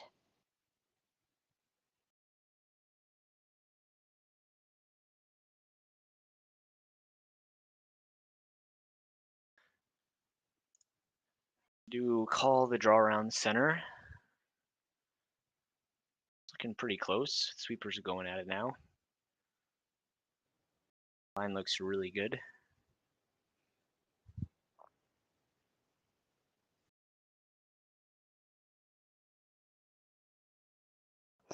Now, if you're team Kesslering, do you go after... Yeah, there's that run. I think you probably play the run back. It opens up the double. I mean, ideally, who's to say they can't just stick it perfectly would be best. If it was later in the end, like 1 or 2 shots later, then might just hit the open one. But I do like this call, playing the run back first. And I guess if you undercurl this, you maybe get the side one, but it looks like they're pretty perfect on this shot. And rolling somewhat open, which is also good if you're Kesslering, trying to keep Taylor away from those guards that can protect them. And it does stay for shots, so Team Taylor is going to be forced to hit it. Try to make a roll, either under the center, or if they hit it a bit thinner, they can roll all the way under the other guard.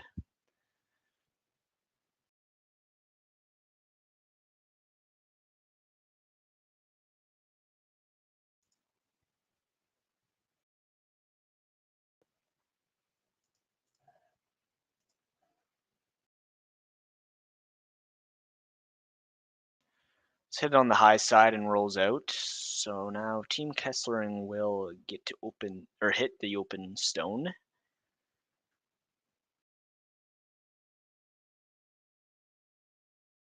Still a chance for 2 though, with the last 2 skip stones for Team Taylor. There are guards in play.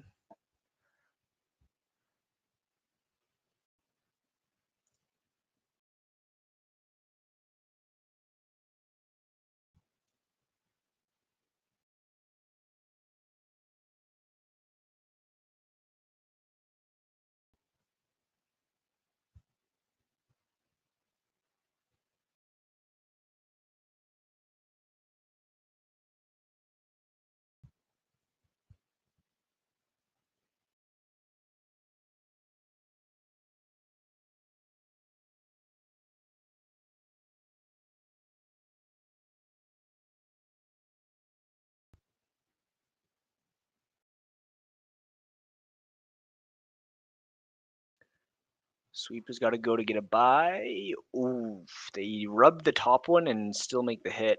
Might have gotten a little lucky there. I think if they didn't rub it, it almost looked like it was going to overcurl and miss the rock completely. I'm not 100% sure about I that, would but agree on that one. yeah, I would agree. a little bit of luck, a little bit of a good line call. Means they do take the red out, but it is a free draw now. Open house behind a center guard. If Taylor makes this really well, Kesslering is going to have to make a decision as to whether or not they want to risk a run or risk a draw and tap.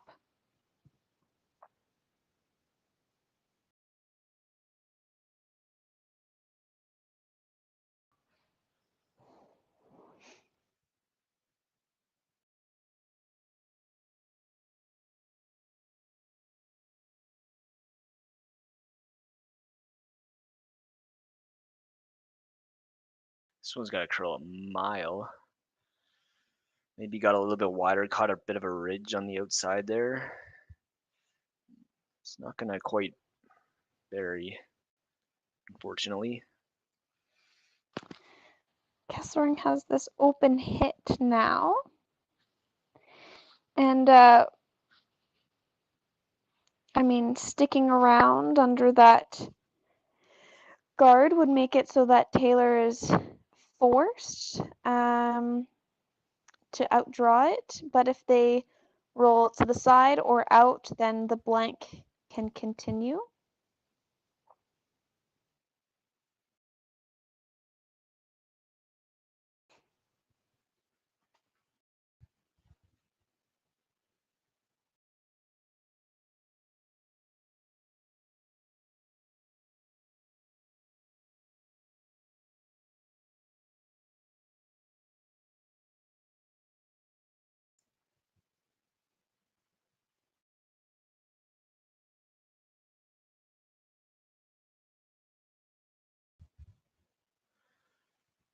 Hits it on the nose, so there will be a blank attempt again.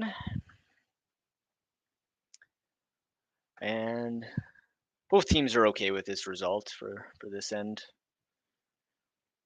Team Taylor did have chances to get a deuce there, but blank's not bad. Just going to have to come back and score 2 in the 8th end.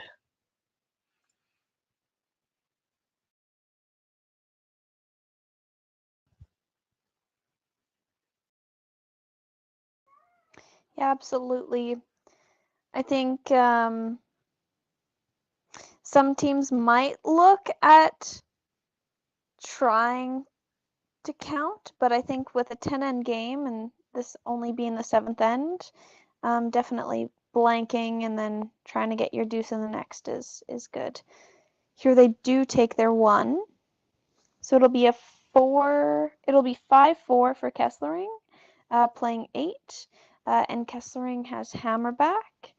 And we hope to see you in the 8th end.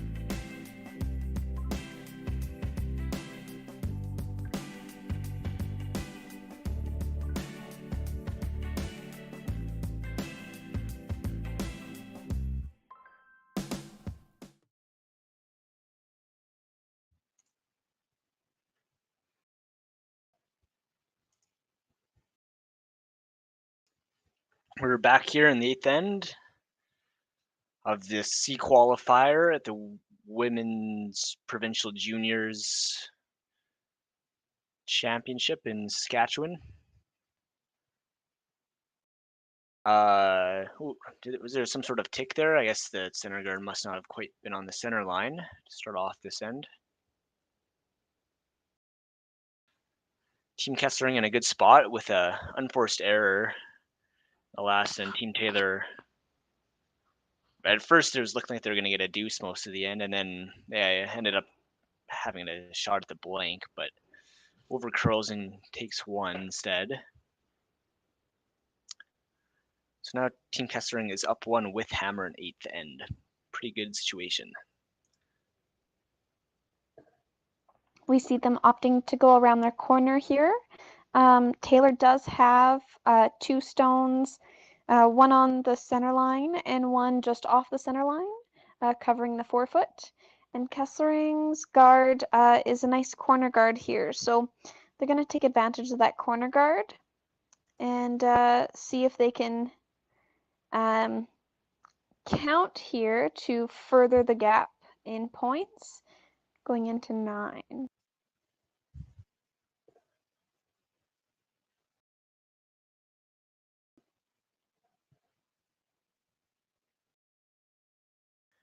Just taking a look at the curling zone analytics. If you haven't heard of it, it's a really great tool. It's on the curling zone website. You can find certain percentages of winning based on certain situations throughout the game. Here, being up one with hammer with 3 ends remaining in the 2022-2023 season for the women has an 80% chance. 80% of the times the team up is winning. So I find that really useful. I look at it as a skip, so I know certain situations, is this better or is this better? What's a better chances of winning? So it's nice to have. I know like certain teams would rather be. I've seen in the professional levels sometimes a team will rather be down 2 with hammer in the last end rather than tied without. According to curling zone analytics, that's generally not a good idea, but I've seen professional teams do it. I think especially now with the no-tick rule, the chances of stealing are much higher in those types of situations. I agree that curling analytics are really important and extremely useful. I know a lot of teams are starting to keep their own as well, just to kind of track what's best for their team or how their team does in specific situations. And yeah, it definitely changes the way you can call a game or plan a game if you know when you're at your best. Yeah, just because on average, you might be better tied without, for example. Maybe your team personally is actually really good at getting 3 with hammer, and you're better off being down 2 with. So it's a good point. Maybe that's something my own team should pick up, is making our own analytics and comparing them.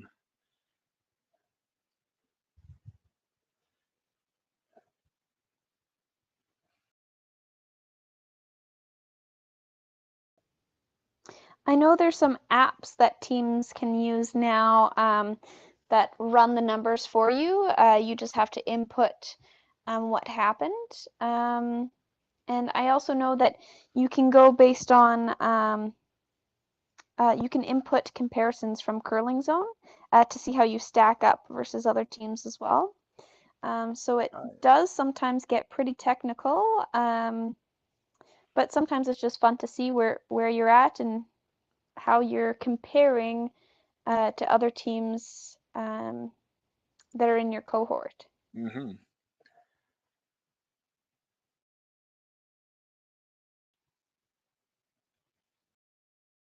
Also on curling zone, and there's the well, I forget what it's called exactly, but you can check your steal defense percentages, hammer efficiency scores, things like that.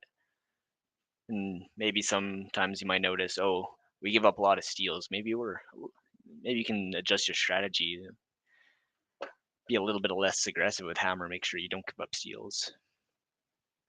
I know probably the best team in the world at not giving up steals is Team Gushu. They have an incredibly low steal defense score. I think it was something around like 5% Absolutely. or less. They hardly ever give up steals. And I think that's one of the most important metrics actually to measuring how good a team is. That's why they're one of the best.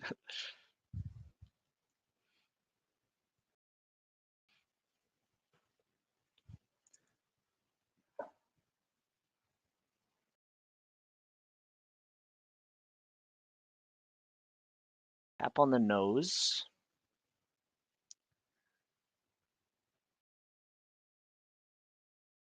So those back yellow stones could be good, could be bad for Team Taylor. Have to wait and see. Structure at the end, there's definitely chances to steal here, but it could also be quite dangerous. When you have rocks in the back of the house, as you said, could be good, could be bad. Sometimes they're those extra points that you count, and sometimes they're the reason the opposition counts a couple extra points. So keeping your rocks where you can control them is always a top priority. We do see Kessling now has 3 in the rings. A corner guard and 1 behind the house. Taylor has 2 guards up, and it looks like they are hitting and rolling behind the guards. No. I think Yes, so, never yeah. mind. Yep, sorry.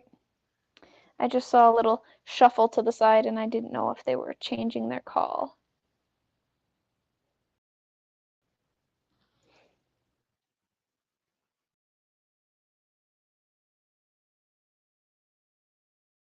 It's a bit wide, might be able to make a double instead. And punches it right through the hole.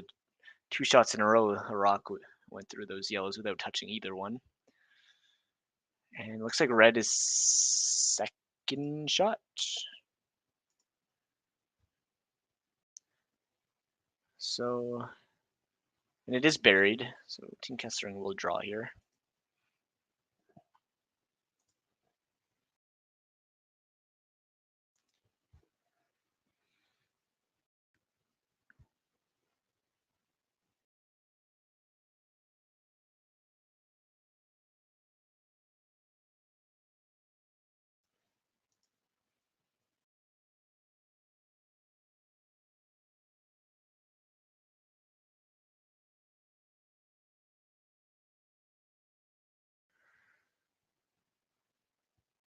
Quite heavy on that draw. Just comes back to the back one and bumps it out, but they're sitting 2 now.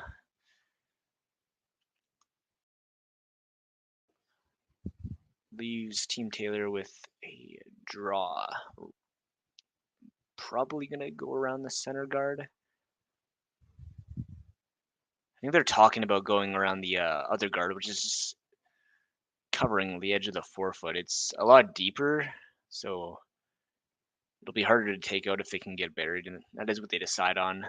They figure any rock around that center guard, Team Kessling will be able to get at with a hack weight shot. Yeah. High like that and good ice like this, that's always a possibility. It is nice though that both teams have options no matter what, based on what the opposition does. This does need to curl and it looks a little bit heavy for this path.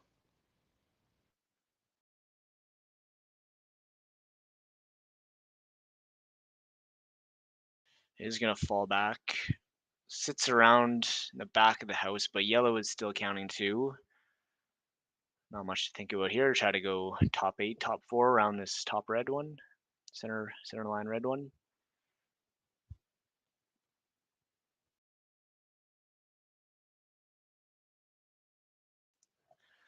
It's tough when you play an outside draw like that. Yeah, they were probably assuming that it's going to be slower out that wide side with a bit more frost on the ice, and it's kind of a guess. You're like, okay, I got to throw it harder, but how much harder? And turned out that this time it was just 6 feet deep.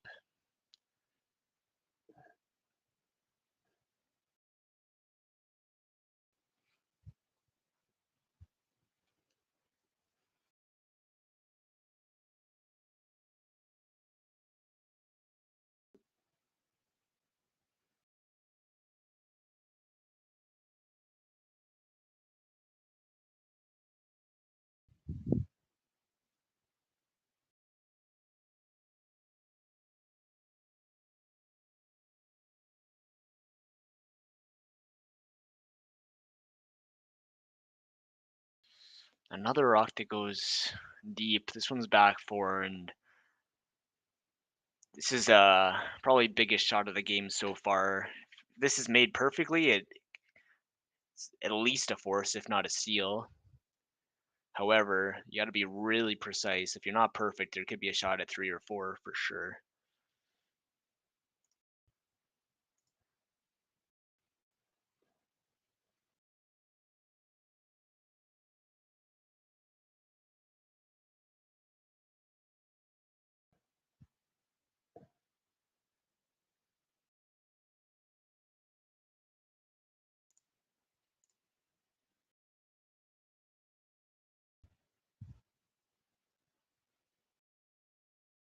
Got a curl.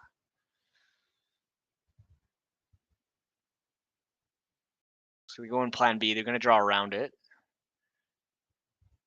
It's not bad. Good plan B there. Second shot now, and not really anything easy for 3.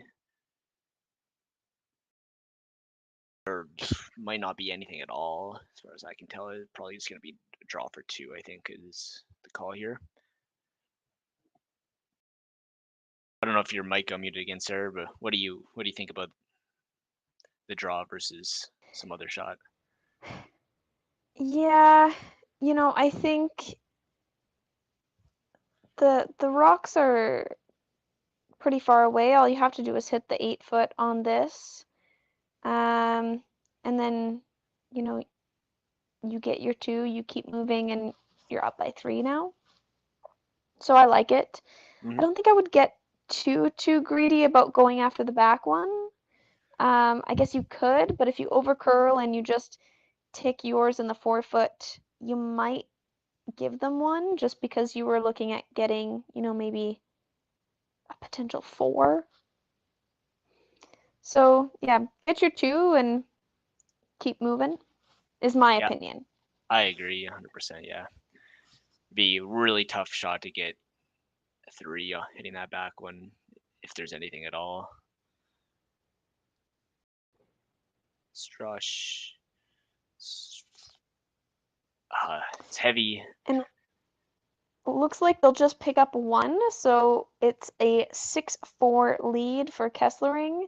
Now going into the 9th end, and Taylor will have hammer.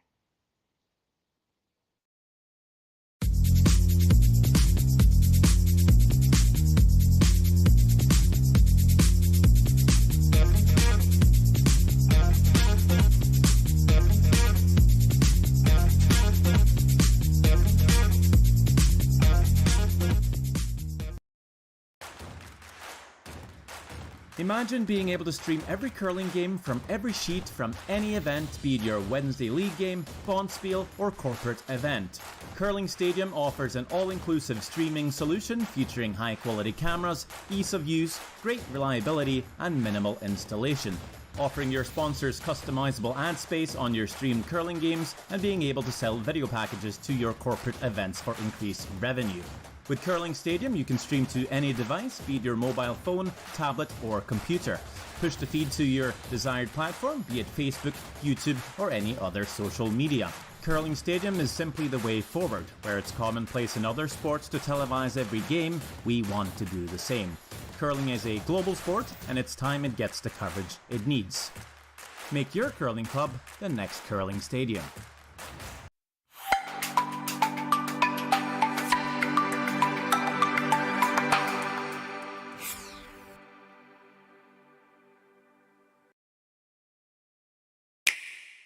Sometimes curling just isn't as fun as it can be on the Nintendo Switch. With up to 4 players per console, you can enjoy curling with your friends and family anywhere, anytime. Let's play curling. Available now only on Nintendo Switch.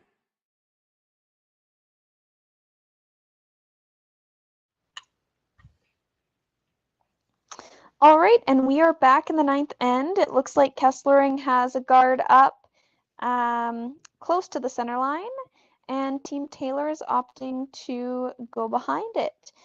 Taylor does have hammer this end, and Kesslering is leading by 2.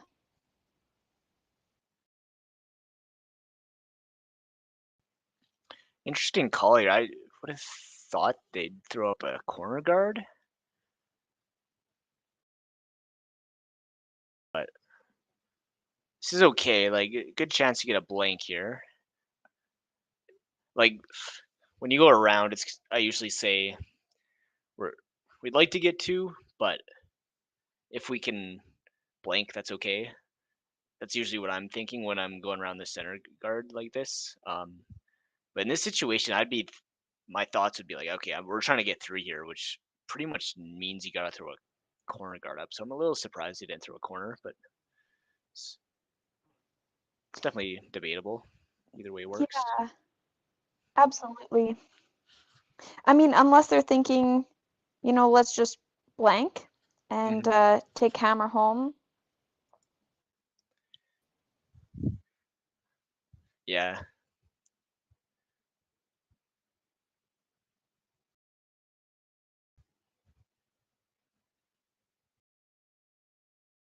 Nice shot. Managed to take out that draw. And now a corner guard's coming up. Interesting. I don't know why they wouldn't throw a corner on their first shot, but they're throwing it now.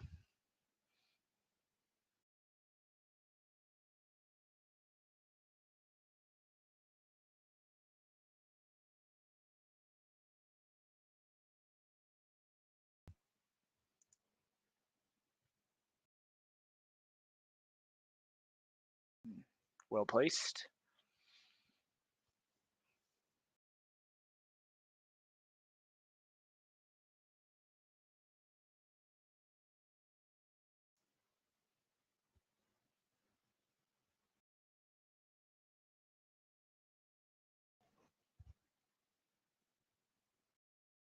Looks like they're going to come around, try to sit in the top 4 area.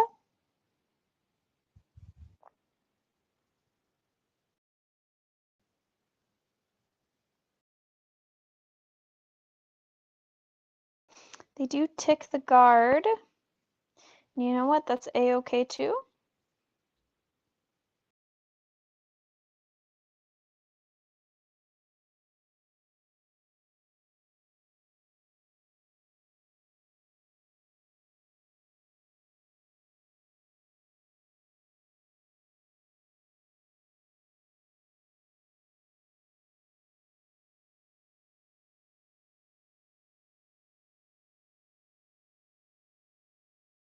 It's nice we can see the clocks. Both teams still have plenty of time for these last 2 ends.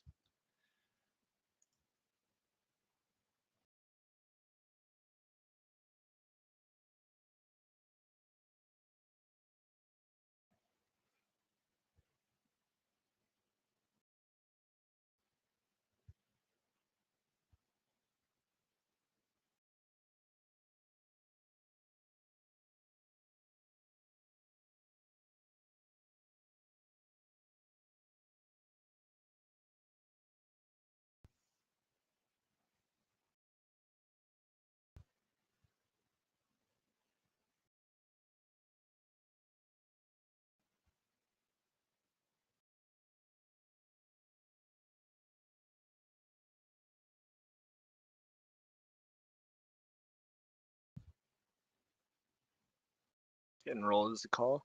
I'd be mighty tempted to just ignore those corners and draw around those center yellows, looking like really nice guards. And when you have overlapped guards like that, you want to make sure that you're the first one to draw around them. Absolutely, especially that because Taylor is looking to count here. I mean, if you can shrink their scoring zone, or maybe even under those overlapped guards, have something that's in place for a steal, you're in a pretty good spot if you're Kesslering. But that actually worked pretty well for them as well. Looks like Taylor's going to consult with the coach. Yeah, they got a little bit unlucky that they took their own rock out in the house there, but made the peel. That's the main purpose. Just a bit more likely that blank comes out of this end without that rock on the house. And yeah, coach says get under those overlapped guards first.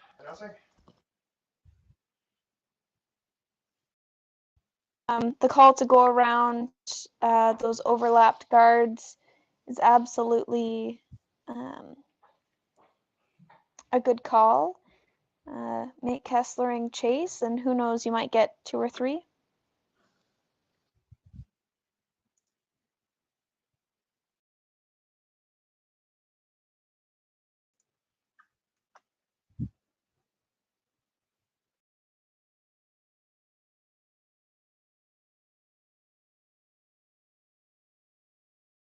Do not want to be deep though.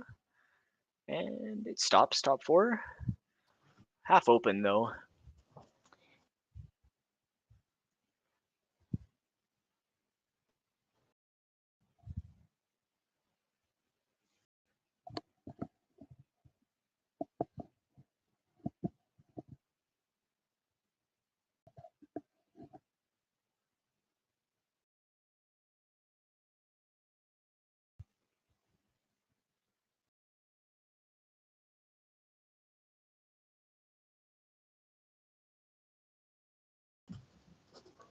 Nice brush here to curl enough to get rid of that one on the top 4 foot, and they kind of roll open here. Taylor has a hit and roll under those staggered guards, and if they can kind of get it right between the 2 guards, that's probably the best option, just because they are pretty high, so it's easy to go around them.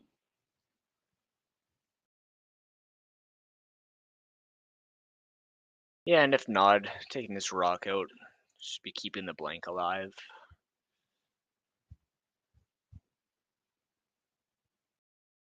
This looks pretty close. Ooh. Does jam though, and doesn't get it buried either. So now Team Kessering's going to be able to sit 2. I think they have just enough room. They'll be able to make that hit and roll without jamming back. Yeah, I would agree. And even if they just like hit and roll under the red guard, let Taylor try to go around, or if they hit and roll under the center and take out theirs in the back house, either one is fine. Oof. But it looks like they're just going to move the red one sideways.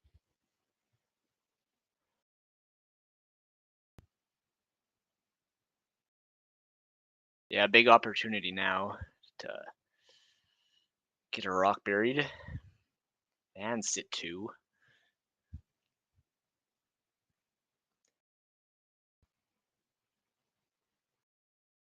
I like this call coming around the wider side. Say you stop a bit short, say you stop top 12 half buried, it'll make a Christmas tree effect where both of these reds will be hard to take out.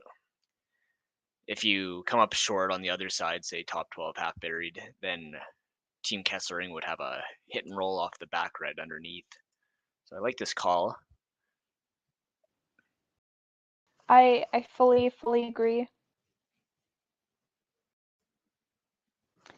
Can you explain to anyone at home who might not know the term Christmas tree what that would look like, or explain what it would look like in curling? Sure. So if you imagine that shot that Team Taylor just threw was about half buried under that yellow guard, it would also be guarding about half of the back red one. And with that kind of overlap, Team Kessler wouldn't be able to hit either red one and roll in, and there wouldn't be a double either. So sometimes you can kind of make a draw and make a guard at the same time, and that's what they were trying there. Or maybe that's not what they were trying. They might have been just trying this shot, which is really good too. Awesome. Thank you so much.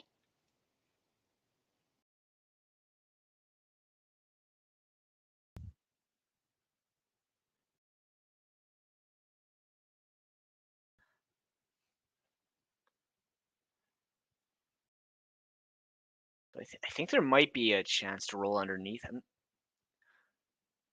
see what they can do. Yeah, they should be able to hit this red and roll it for shot right to the button. Looks really close. Just touches the top And they one. do move it. Yeah. They get rid of the back one though, so that was good. And now Taylor has a shot for a hit and roll here. Yeah, it was definitely a good shot. They took a rock out and opened up the other one. So, I don't know if you want to roll this one towards the center line because you're going to be behind the T line and there's going to be a real nice pocket to draw to if Team Kessering opts to do that. But they're up 2, so maybe they would just hit the open one and be happy giving up 2. So, Right. I don't know. I think there's definitely a case to be made just And I to mean, roll to the wide side just a couple feet. It's another shot possibility. those yellow guards are relatively high that it might even be just as easy to come around them and tap back whatever Kesslering throws, or if they, roll under. So I agree with you. There's like 2 or 3 shots, and it's based on your comfort.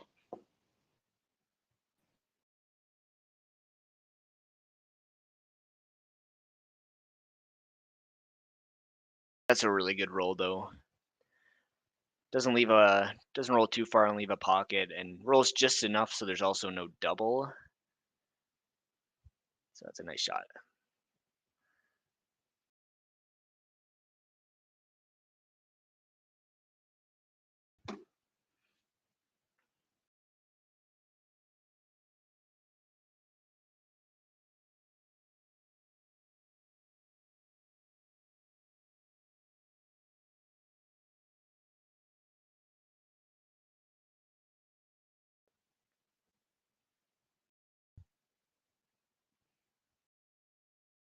Bit of a consultation with the coach, deciding which rock they want to hit and roll off of. This one's just a bit safer. It's more open. Make sure you're taking a rock out this way. Don't want to get too cute with trying to hit and roll off the other one and accidentally rub the guard.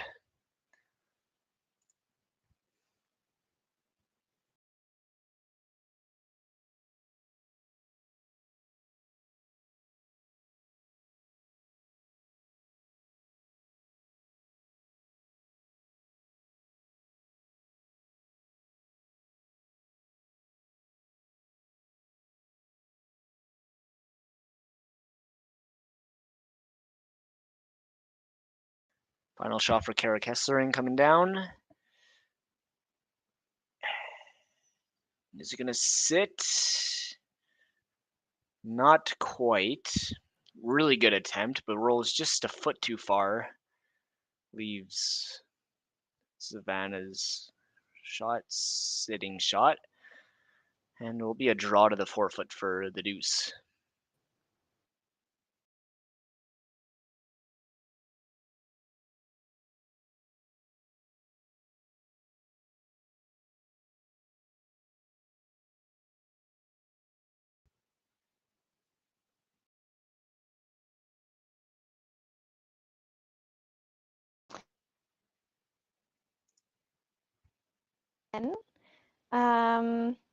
It does give Kesslering hammer, but Taylor's proven that they've been able to throw up some pretty good guards and go around some pretty nice guards. So a steal, will probably be their main focus. I don't know if they'll be hitting too much to start the end, but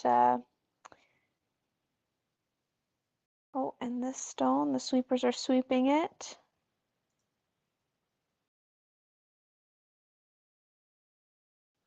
Oh, and that's really close. Really close. I think it might be just short. It's close though.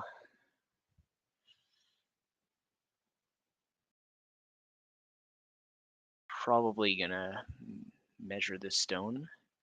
Yeah. Call for a measurement.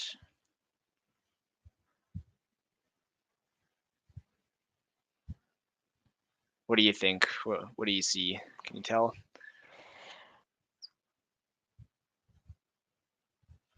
But also, I know that could just be camera distortion.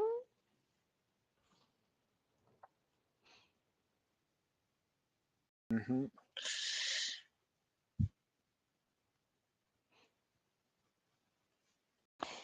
My big thing was if you have to look twice, just measure. Like if Yeah, it's not obvious on the first glance. I think the umpire's coming down, or ice technician, somebody with the measuring stick. I guess they don't have one on the away side of the club.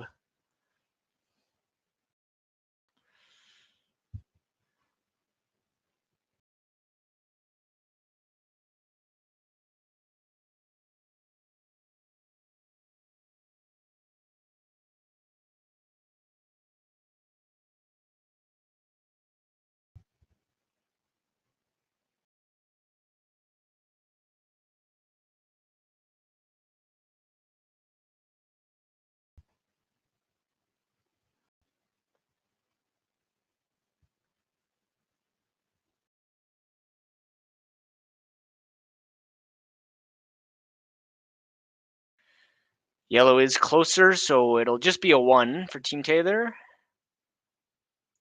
which leaves them down 1 without hammer heading into 10.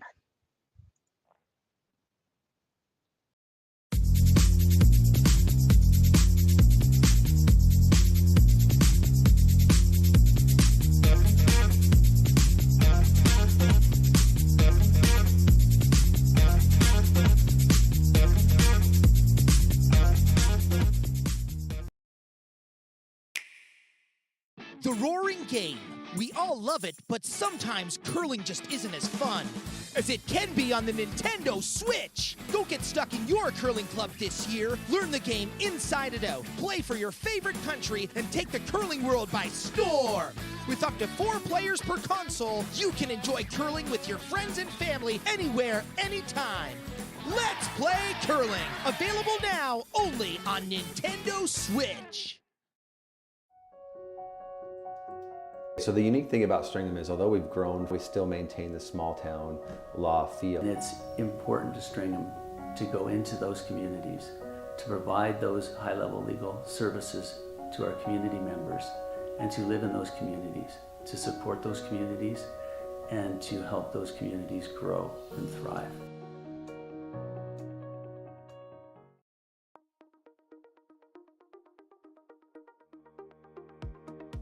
Curl Sask is proud to announce Friday, January 27th as the Affinity Credit Union Curling Day in Saskatchewan. We reached out to Saskatchewan for help with creating a new t-shirt design for this special day. We received over 20 submissions from people all over the province. But there could only be one winner.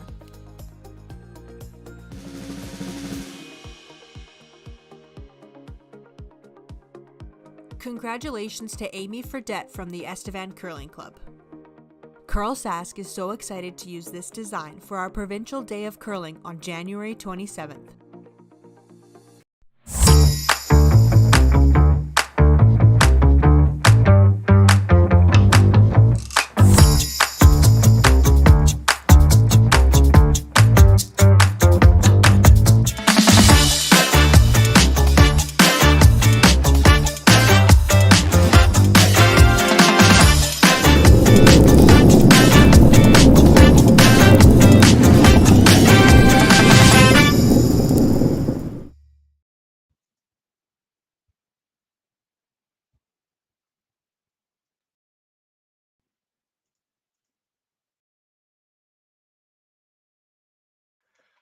We're back here in the final end. Give you a quick update on some other games in the men's junior provincials tiebreaker. Team Heistad and Team Zuraflov are tied 5-5 after 8. Oh, sorry, score just came in. Heistad's up 6-5 after 9. So we also have our other junior women C qualifier. And let me see if I can find that.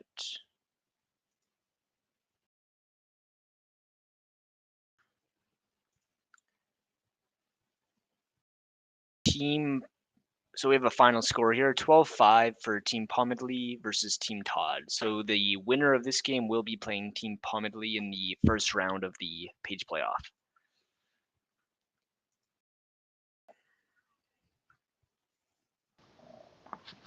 And in this game here, we have Kesslering up 6-5 against Taylor. Kesslering does have hammer. Taylor has a close to center high guard.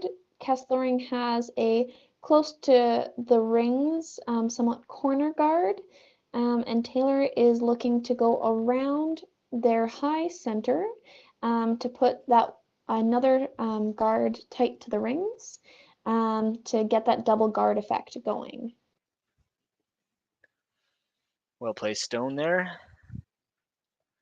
This game's been very tight the whole way through, but Team Kesslering's definitely been on the better side of things, slightly more control throughout the game. And that leaves them with the advantage in this final end. Maybe I'll just take another quick look at the curling zone analytics, see how other teams fare in the situation. Up one with hammer in the last end. Has an 81.8% chance of winning. And it's time to start peeling.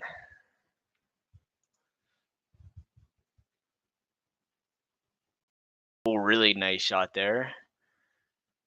Clears off two guards. The one red does roll into the house top 8. And the shooter sticks around, but it's much open. Very good shot.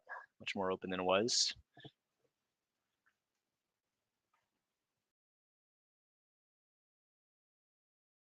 There you go. Like you were saying earlier, Sarah, with the no-tick roll, it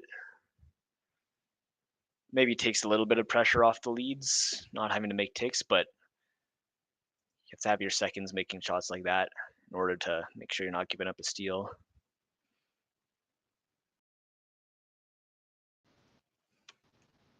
Yeah, absolutely. I mean, the no-tick rule has definitely just kind of changed the dynamic of who's making what shots.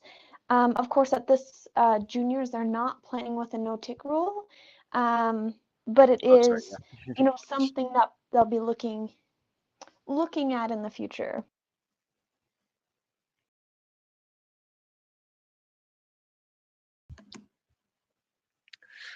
And this, making Team Taylor wanted this one to stop as a guard. It comes a bit deep and leaves a double now. Pretty close to right on the nose, but they might be trying to make it over the tops so that they don't leave their shooter around for a center guard. Is what they're trying, but misses it completely, unfortunately, and one really great shot followed by one not so great shot. And now it's not looking great again. And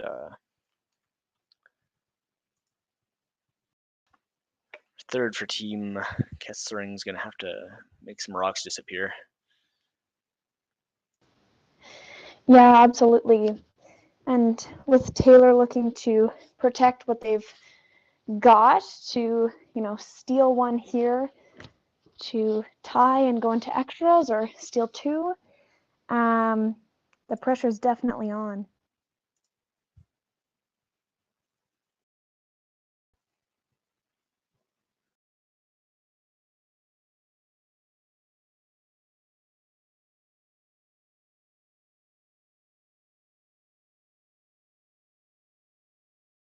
Well-placed guard.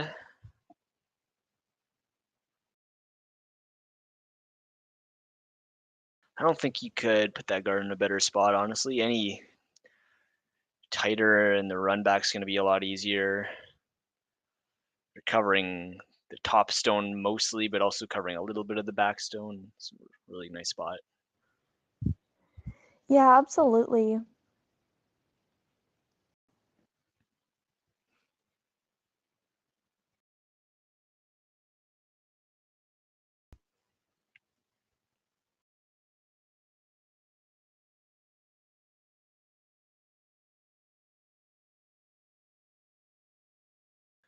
Second flash in a row from Team Kessering, and all of a sudden they're thinking, ooh,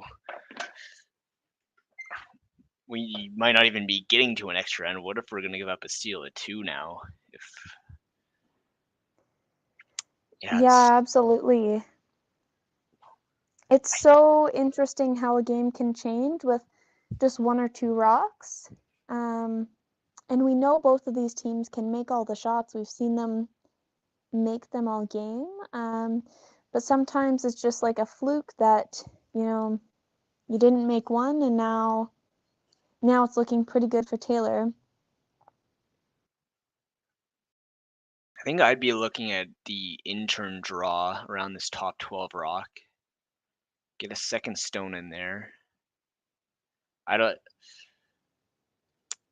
don't think a rock that's full 8 is good enough to steal necessarily. No, I think their coach is thinking the same here. I also think you've got 3 stones left, so you need to think about all 3 of them right now.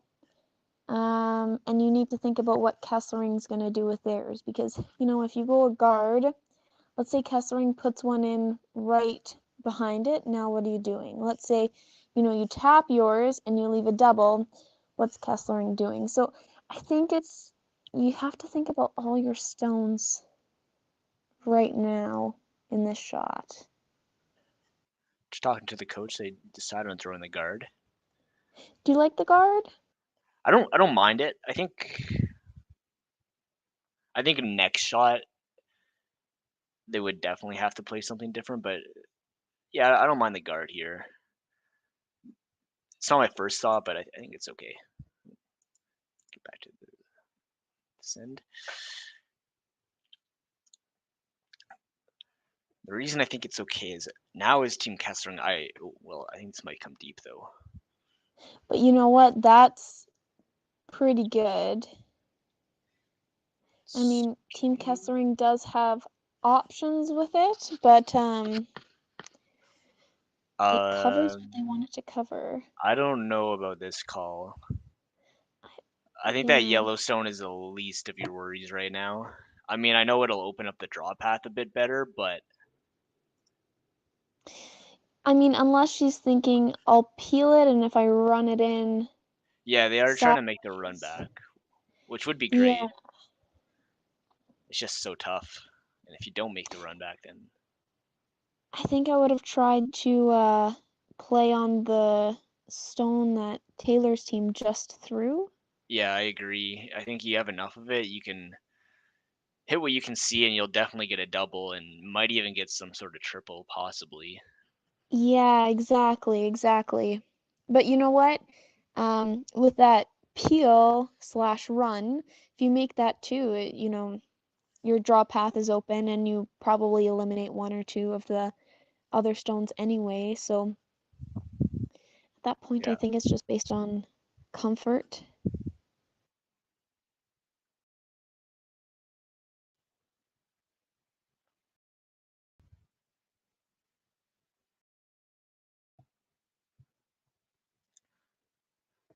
Another discussion here, and it's almost the same situation. Do you draw around with the intern, or do you throw a guard up?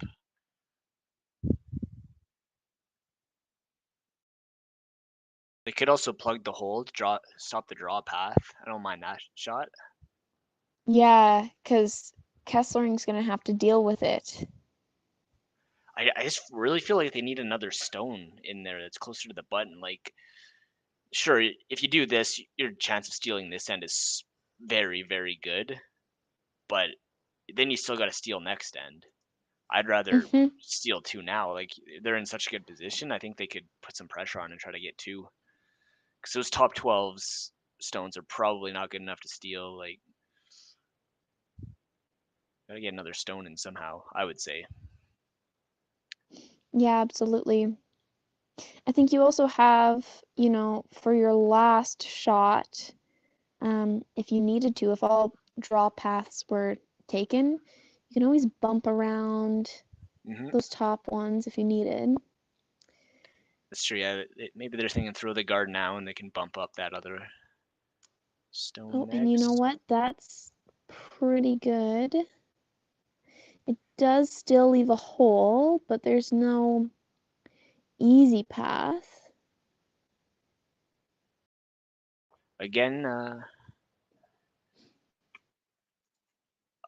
Kara Kesslings decides, is thinking we just want to open up this draw path. Yeah, I don't know. It's kind of hard to say now. I think I'd just be throwing the intern through that hole, take off those top 2 reds. House is much more open without those there. Yeah. Because the first shot right now is just in the 8-foot, so you just need to bite the 4-foot to take everything away from Savannah Taylor.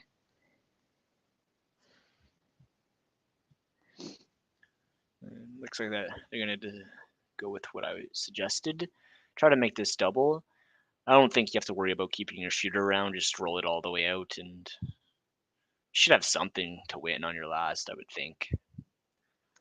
Yeah, I agree. I mean, I see that there's potentially also a triple. Like if you hit almost all of that top one, it'll go straight back, and you might catch the backside of. It's possible. If you can get close enough to nose, you might touch it. They can't see the whole rock though, so I don't know if Yeah. it might be there. You're right. It's close to say. Oh, and I just got a text from my dad asking if there's a possible triple. Great sweeping here. I'm gonna Great guess sweeping. not gonna touch it, but we'll see. Yeah, just not quite. Very close though. Yeah. A little bit Roll closer to up nose, it there. might have caught it. Yeah. Yeah. I mean, who knows though? Based on how lively the rocks are, or dead the rocks are. It's a good shot though. Looks like we'll probably just see a draw around the same guard to sit 2, and there's not going to be any easy draw to get shot, that's for sure. I think. No, I wouldn't mind almost like drawing around and just tapping yours full 4 and sitting where that red one is right now. Yeah. Yeah, I agree. It looks like they're calling top 12, but there's no reason to stay top 12. They might as well at least come frozen, get that second shot as close as possible, or yeah, if they can, even bump it back a couple feet. Yeah, If they I bump it back agree. 2 feet, it's gonna be really hard to get anything. I think you're Yeah. right. Yeah. Because right now, I mean, Kesslering does have the intern draw just to touch the 4-foot.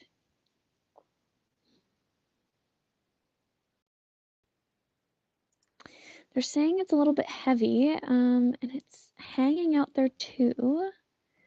Maybe they're trying to go around now. Looks like that's what they're calling for.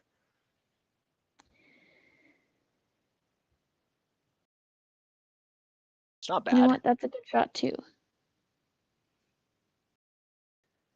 Not bad at all.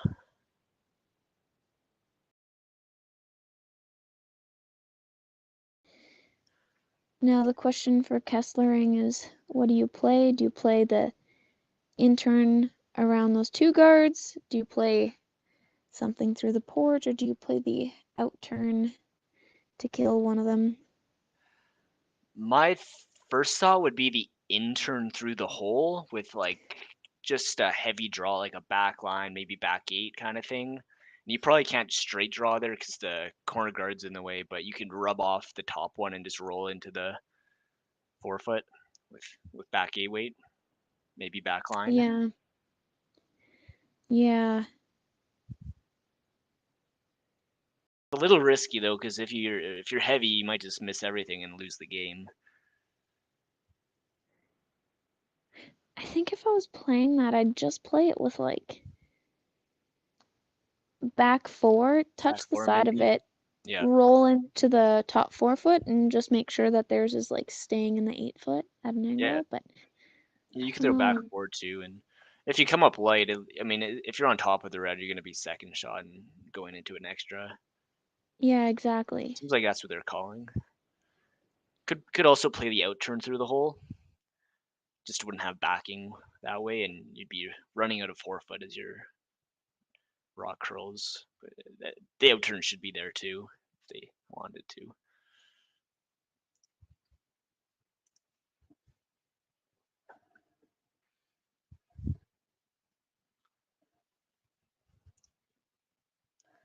Final stone for Kara Kesslering to win the game and qualify for playoffs.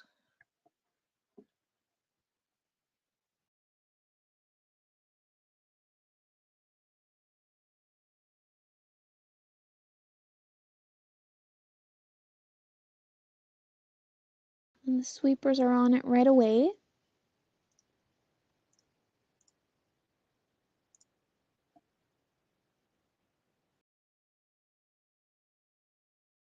Making sure that they get at least full 8 here. Line is perfect. Has to be And it is. wonderful. Nice toss, good sweeping. Both teams played incredibly. I mean, Taylor really turned it around at the end, which was fantastic. It just goes to show what the great shot making does. Yeah, they definitely had some pressure on in that last, and it was starting to look a bit scary, but 2 nice shots by Skipper and score their 1, win the game. Well played. Great. Well, thank you so much for to the Swift Current Curling Club. If any of the spectators tonight that were watching sees any of the sponsors on the ice or on the girls' jackets, definitely look at supporting those businesses as those businesses support curling. And thanks so much for listening to us this evening.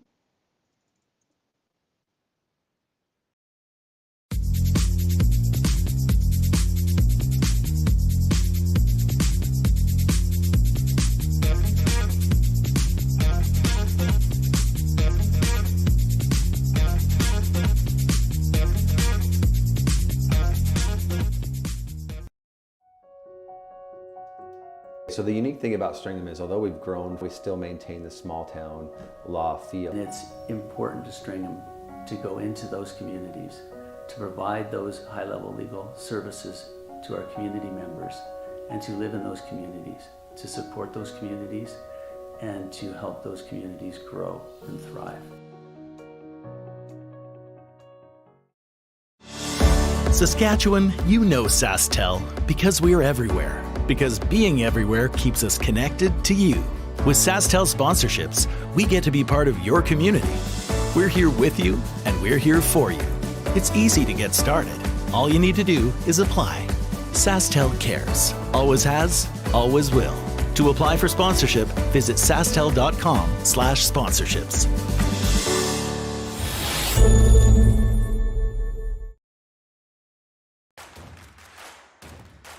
Imagine being able to stream every curling game from every sheet from any event, be it your Wednesday league game, bonspiel, or corporate event. Curling Stadium offers an all-inclusive streaming solution featuring high-quality cameras, ease of use, great reliability, and minimal installation. Offering your sponsors customizable ad space on your streamed curling games and being able to sell video packages to your corporate events for increased revenue. With Curling Stadium, you can stream to any device, be it your mobile phone, tablet, or computer. Push the feed to your desired platform, be it Facebook, YouTube, or any other social media. Curling Stadium is simply the way forward. Where it's commonplace in other sports to televise every game, we want to do the same. Curling is a global sport, and it's time it gets the coverage it needs. Make your curling club the next Curling Stadium.